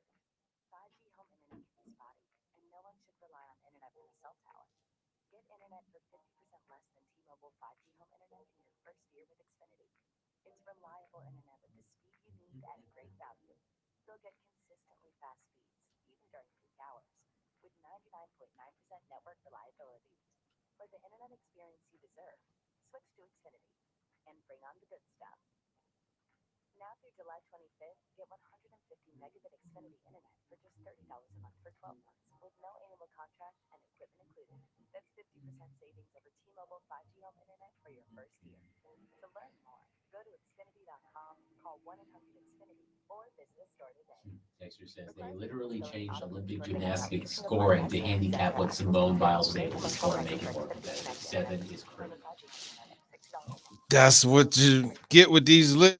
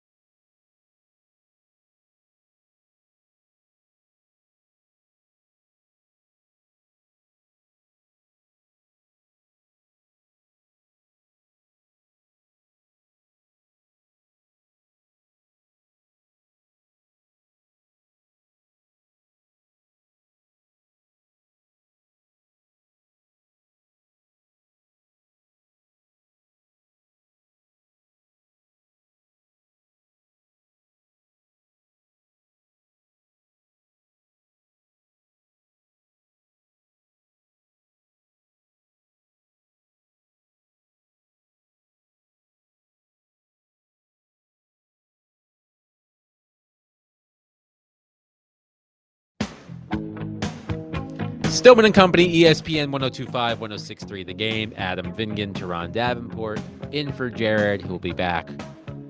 As you all are anticipating the return of Jared Stillman, he will be back on Monday for the start of Titans training camp. We're talking about ESPN's list of the top 100 professional athletes of 2000 and beyond. Our good friend Adam in Portland has called in to weigh in on that list. Adam, go ahead. Yeah, hey Adam. So I think y'all figured out by now that I'm a pretty diehard Titans fan. So what I say is usually heavily favored to the Titans, but I think if I'm looking as a realist and just an NFL fan, if there's anybody on our team that's on that list, with an exception of Ryan Stonehouse, then it's not accurate in my opinion. Not right now. Like it's not earned. I don't think anybody on our team has earned it. Like if I look at D-Hop, like yeah, he's incredible. He's in the top 5. Like he's incredible for us. Like, but if you look across the league, like even Jeff Simmons, I think is probably right on the skirts, but not top 5. Maybe our new D-back, but he hasn't proven it in the Titans jersey. The only one that I could say for sure is Ryan Stonehouse, and I want to see what he looks like after injury. So, but he's still pound for pound my favorite player and favorite punter for sure in the league. Thanks, Adam. And by the way, Teron and I had a moment there where like, is he saying that Ryan Stonehouse should be on the list of the 100 greatest athletes since the year 2000? He's talking about Jeremy. I know exactly what he's saying. I thought he was talking about the 100 list. I have my signals crossed, but he was talking about the Jeremy Fowler list. So he thinks that other than Stonehouse, no one else should be on the list. Is that what he was saying? Did I have that right? Jeffrey Simmons So shouldn't be on the list. So let's go through. What are we doing here? Let's go see. So what are we I'm all doing? confused because I thought he was saying that Ryan Stonehouse should be on the list of the 100 greatest athletes since the year 2000. I was like, man, that's a take. All right, so let's talk about the list that Adam was actually referring to, the Jeremy Fowler lists that he does every summer. So I did a really quick rundown. So only 2 Titans made the top 10 in their respective positions. Jeffrey Simmons was number 4 on the defensive tackle list. L'Jarius Sneed was number 4 on the cornerbacks list. Lloyd Cushenberry was an honorable mention in the interior offensive lineman list. Tony Pollard was in the also receiving votes section, so underneath Very honorable mention. And Calvin Ridley and DeAndre Hopkins were both in the also receiving votes section for wide receivers. So that's Pollard, Simmons, Cushenberry, Sneed, Ridley, and Hopkins were mentioned at some point or received a vote, but only Simmons and Sneed were in the top 10 at their position. So I am still stuck on Adam's. All right, well, work this out. Work this out. What? How? Yeah. I don't know how you could say Jeffrey Simmons is not a top 10 interior defensive. No, I would agree with you on that one. You just can't tell me 10 guys better. You can't. No, considering Aaron Donald is gone, right? You can't tell me that. No, I mean Chris Jones is probably going to own that top spot now. Now that Aaron Donald has retired, but yeah, I mean I would agree with that. Yeah, I'm sorry. I legitimately thought Adam was calling and saying that Ryan Stonehouse should be on the list of the 100 greatest athletes of the millennium. He did set some punting records, though. Yes, I will. I'll make sure to not screw that up next time. Eli and Smyrna is on the line. Eli, I assume you're talking about the ESPN NFL lists, not the 100 greatest athletes of the millennium list. Oh, yeah, I am. Okay. I had a question. I know last year Harold Landry kind of had a quiet year, but if he improves this year, do you think next year he can make the top 100 as a not so quiet snub? I'll hang up and listen. Yeah, Landry's a good option. And, for me, the thing with him is his sacks, they always come in spurts. So he could have one of those runs. He could definitely be on there. He's quietly, very good against the run, too. So I think it's just a matter of this team winning and to be on the mind of these guys as they're voting. But Landry's a good option. At the very least, honorable mention.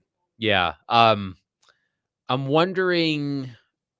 So Pollard, as I mentioned on the running back list, was in the also receiving vote section. So there was the top 10, then the honorable mention, then the also receiving vote. So Pollard was in the also receiving vote section. Right. I wonder if Tajay Spears could break into the honorable mention category next year. I think they're going to there's going to be a bit of cannibalism, right? They're going to kind of hurt each other. Yes. When it comes to being in there. Now, we also need to add that it's only 11 positions, right? So, they're not doing punter. There's select positions that they're doing. I'm curious about how the safeties. I didn't get to see the safety. Did Amani Hooker get any votes there? I'm going to take a look. I just brought it up. I'm going to scroll down and see. I don't believe he did. Okay. Yeah, I think he is a solid safety. Maybe not, one of the best in the league as far as top 10 is concerned. But I was just curious if he got votes or not. No, he did not. So Sneed is number 4 on the cornerback list. I'm just going to pull up that list and look who was better than him on that list. Yeah, he was 4 on the list of cornerbacks. Patrick Surtain was number 1. Denzel Ward was number 2, and Sauce Gardner was number 3. Denzel Ward doesn't get enough credit for how good he is. Yeah, I like that pick. And they let him. He won't man up with you. I still think Sneed should be a little bit higher though, because you look at that murderer's row he faced last year, and I think it's only 2 guys had over 100 yards. But week in and week out, it was like, okay, L'Jarius, that's your guy. Cat coverage, that's your cat. You stay with them. And he performed well. And he didn't give up a touchdown until that game against the Ravens. That's the only time he gave up a touchdown catch. One thing it does mention in the story, and I'd be curious for your take on this, is that he committed an NFL high 17 penalties last year, mostly for holding. Yeah, it comes with the territory, right? Because when you are a hands-on guy like that, and there are times where those calls they could go either way.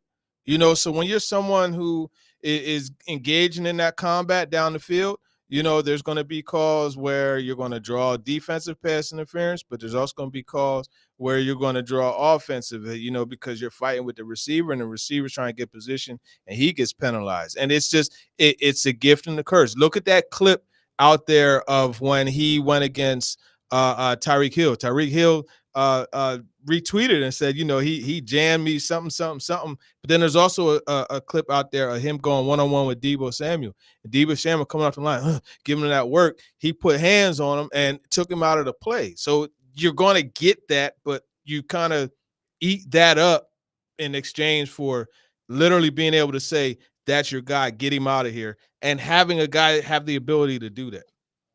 The rest of the cornerbacks list, just for curiosity: number 5, Jalen Ramsey; number 6, Trent Still McDuffie; good.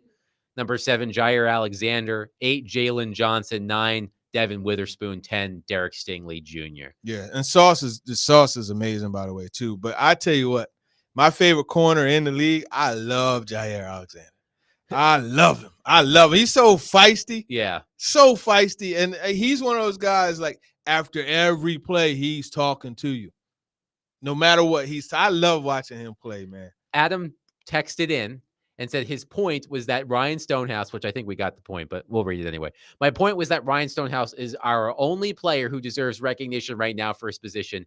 Big Jeff is top 10, but definitely not top 5 right now. That was my bet. I haven't even started drinking yet. Well, maybe you have, according to Tehran, with that take about Jeff Simmons not being a top 5 you defensive can't tell end. me 5 guys that are better than Jeffrey Simmons right now. And I know Justin Matabuike has made a move. He had a good year last year. You know what I mean? A very good year, in fact. But I still don't put him over Jeffrey Simmons. I don't know that I put Dexter Lawrence over Simmons, who was 3rd. I don't know that I put Quinnen Williams. I think they're all right there. It's all bunched in. That little cluster behind Chris Jones, who, as you said, he's that guy. The rest of that list, so these are the defensive tackles who were underneath Jeffrey Simmons on this list. Justin Madubuike at 5, Christian Wilkins at 6, Derek Brown at 7, DeForest Buckner at 8, Kenny Clark at 9, Javon Hargrave at 10. Javon Hargrave, a bad dude right there. Yeah, I mean, I would. Those are all great players. Obviously, I would. I don't know if I would move any of them ahead of. I don't know how many I would move ahead of Jeffrey Simmons, if any. But it's Maddie texting goes, "I'm with you. I thought Adam was nipping some Jack early too." Yeah, listen, I'm not going to get into all that. All I'm going to say is that I don't agree with the not top 10 or not top 5 even. I don't agree with that. Do you think it's a counting stat thing? Like, how many sacks did Jeffrey Simmons have last year? 5.5? Yeah, like 5.5. He was hurt a lot, right? too, He was. I'm wondering if that sometimes can ding someone. It can. Just by you would expect someone of Jeffrey Simmons's caliber to have more sacks, but as you mentioned, did play hurt. Maybe that is what knocked him down. Frankly, that is what knocks him down. Yeah. Like, that's the one knock you could say on Jeffrey Simmons is he doesn't get he hasn't gotten double-digit sacks. You know what I mean? That's the one knock. I think that's going to happen this year. One of my predictions was 12 sacks for him. But he just has to stay healthy. You know what I mean? Ryan texts in and says, hey, TD, do you remember when Burke said Jair Alexander was too small after dragging him about 10 yards? Hey, listen, I was on the field when that happened because they brought us down. And that's when I did the post game with KB, with Kevin Byron. And I remember that happened, and he stood up and he did that. And I said, man, Traylon, all right. He is all right. You know what I mean? He got my guy. 615-737-1025. We'll wrap up the show next with some assorted thoughts. Adam Vingan, Tehran Davenport in for Jared, 1025-1063 The Game.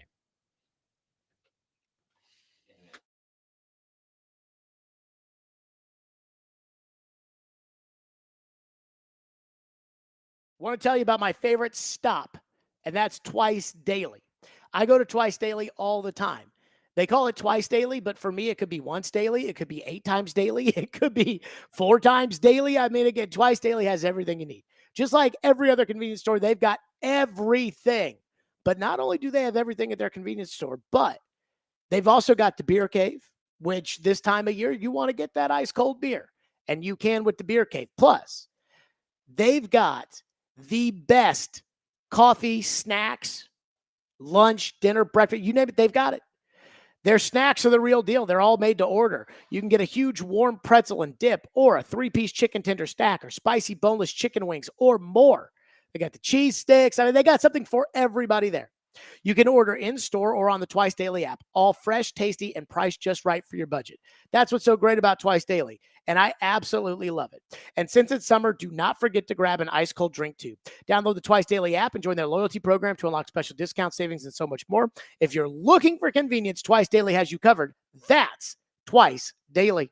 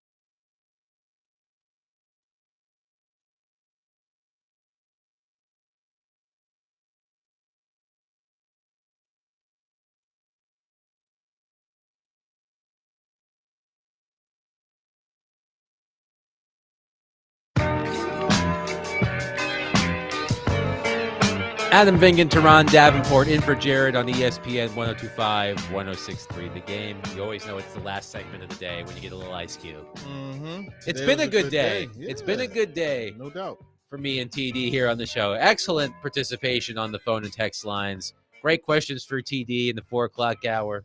We also broke down the entire AFC South. Well, mostly Teron broke down the entire AFC South, and I just listened and learned. But you can go back and listen to that anywhere you get your podcasts and be informed as training camp is around the corner, although the Texans have already reported for both rookies and vets have already reported for training camp in Houston. They were the first team I saw to have both rookies and vets. So we've been talking about the ESPN Jeremy Fowler list. I want to be clear about that because I got all confused earlier. The ESPN Jeremy Fowler rankings using scouts, executives, polling people around the league. And it feels like you and Adam in Portland had a little bit of a back and forth there because he does not think that Jeffrey Simmons is worthy of being a top 5 defensive tackle in the NFL. He's number 4 on the list compiled by Jeremy Fowler. He says he's top 10, but he's not top 5. Yeah, I strongly disagree. But let me do this, though, because I don't want it to all be just nothing but positivity about Jeffrey Simmons. Okay. Simmons has to become a more consistent player. Okay. It has to happen. He has to make more impact plays. He is now the face of the franchise. Yes. That is the dude. When you think about the Titans, you think about Jeffrey Simmons. He has to get more sacks. I know it's all about disrupting the passer and doing those things, but the sacks also matter, and he has to do better at that. I think finding a way to make it through a full season, availability is the best ability. We know the saying. Jeffrey Simmons has to increase that as well. And I know this offseason, he's continuing to take the strides, continuing the adjustment diet-wise. I know for a while, like his big thing was Doritos. Like he couldn't stop eating Doritos. I don't blame him, man. Doritos are good. I'm in the same boat. Nacho cheesier. He 2 years ago, like he made that adjustment. Then last year was fried foods, and he's continuing to make those adjustments. He has to find a way to be on the field more, because when he's on the field, he does do a good job of wrecking shop, but it's just not consistent. And that's the big thing with him. Now, I'm not comparing the two players, but when I heard you say like the certain things like wrecking game plans and run stop rate and all of that stuff, I feel like that's what we were talking about when Jadeveon Clowney was here. It's like he didn't get the sacks, I don't think, but like he was disrupting plays, but he wasn't sacking the quarterback, if I recall correctly. I mean, I know Jared was all worked up when about they that. were bringing him in, it was all about the things that he did that didn't get measured in the sack category. I will agree that was the big thing. Look, a tackle for a loss is good. Like, yes, you want those. You want guys to play on the opposite, side of the line of scrimmage, and he does that a lot. But you just need more splash plays from him. Jason in Dover says that Simmons will get more sacks with Devondre Sweat being in there. If Sweat could be what I think he can, because low-key Sweat, he was getting he had like 30-something pressures at Texas. You know what I mean? And you have that guy, whether he's 340, 335, wherever he ends up being, where they want him to play, 350, whatever, you have that weighing on somebody over and over again. At a certain point, it's like, yo, man, come on, give me some help with this, man. Give me some help. So you got to double team. And then when you double team, that's when you get Jeffrey Simmons one-on-one. And I don't know that there's a offensive lineman that can consistently win against Simmons one-on-one. But then also having that presence in the middle, it allows you to move Simmons around. Even when you go, because they're going to be multiple, 3 and 4 man fronts, it's going to allow you to not have Simmons lined up on the inside when you go in those even fronts. And you could put him on the outside. And in fact, I think it was like 3 of his 5.5 sacks came from like the defensive end quotation mark position. So it allows you to move him around. That's a great observation, having a guy like Sweat, who's going to get penetration as well. Yeah. So we have one texter. We didn't get to this about our conversation about the greatest athletes list on ESPN. An unnamed texter said they literally changed Olympic gymnastics scoring to handicap what Simone Biles was able to score and make it more competitive. 7, she was number 7 on the list, is criminal, according to the texter. Yeah, 7, I don't think is bad. No, I don't think it's bad at all. Biles, though, he's right, though. They did kind of like how they changed the rules in basketball when Wilt Chamberlain was doing this thing. Yes. They did change it for gymnastics and Simone Biles. I'm not mad at that, but I think, top 10 since to 2000s in that sport, I think is definitely good record. Yeah, absolutely. So as we wrap up here, Teron, so when is the first official day on the field for the Titans is the 28th. The 28th. So we're closing in on that. And, when's the first news conference? That's going to be the 23rd. Okay, so that's early next week. I know it's kind of talking season right about now.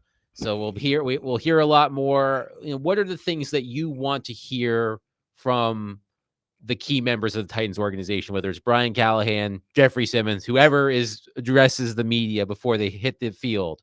What are the things you really want to hear from those guys? What are you going to be asking? Well, I want to hear from Snead, period. How about that? There you go.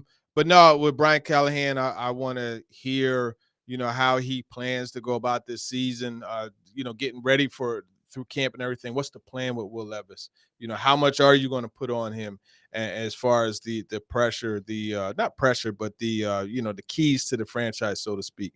How much are you going to do that? I think, how much are you going to, how are you going to handle the preseason games, as far as showing what you have, those different things. For Denard Wilson, I just want to hear Denard. Like, sometimes I ask him questions just to get him excited. You know what I mean? Because I just love how he answers different ones. And I notice certain things to ask him to get him that way. So, whatever he has to say, I'm going to be looking forward to. Yeah, I was going to say, Denard Wilson, I feel like it is someone that if this team is going to be successful, he is a name that we were talking about national media and disrespect and all of those things. I feel like Denard Wilson is a name you're going to hear a lot around the league if the Titans get off to a good start. You are, and it's like a gift and a curse. Like, you want him to do well, you want him to excel, but I don't know how long he's going to be here in Nashville, man, because he messed around and be a head coach, in a short period of time. That'll be interesting. this period of time without football, there's plenty to talk about, but there's nothing better than when they're on the field. We're seeing what everybody is saying. Tehran takes copious notes out on the field, tweets them to all of his many followers. You learn so much. It's been great. I mean, I was very impressed with the questions we got today. Great job. Intelligent questions, very interesting questions. I suggest you go back and listen to the 4:00 hour if you missed it in live time, wherever you get your podcast, because we had some great questions, and Tehran shared his wisdom with the rest of us. So I mean, I'm excited for football to start. Like, I'm an avid fantasy football player. Been like that for a long time. So training camp is the time. Like, I'm the guy who buys the magazine and reads up on all this stuff. So training camp is when I feel like I get a lot of my best work done. So that's why I was so excited about Chigakonkwo last year. I was like, this is the guy that, like, nobody else in my league knows who Chigakonkwo is. He was getting all those red zone touchdowns. Yeah. And, it was like, okay, yeah, he's going to do that. I picked him up at the end of my draft, like the second to last round or the third to last round. And unfortunately, I mean, I don't know if I ever put him in because he didn't pop off the page fantasy football wise as much as I would have liked. But you know what? Who cares about what my fantasy team does? It's all about what happens on the actual field. But Tehran, great being in with you today for an extended TD Power Hour. Sir. All 4 hours of Tehran on the Power Hour. ESPN Radio coming up next here on 102.5, 106.3 The Game. Jared will be back Monday at 2:00. I know you're all very excited, but all of us who filled in for him, we hope you enjoyed it too. ESPN Radio next, 102.5, 106.3 The Game.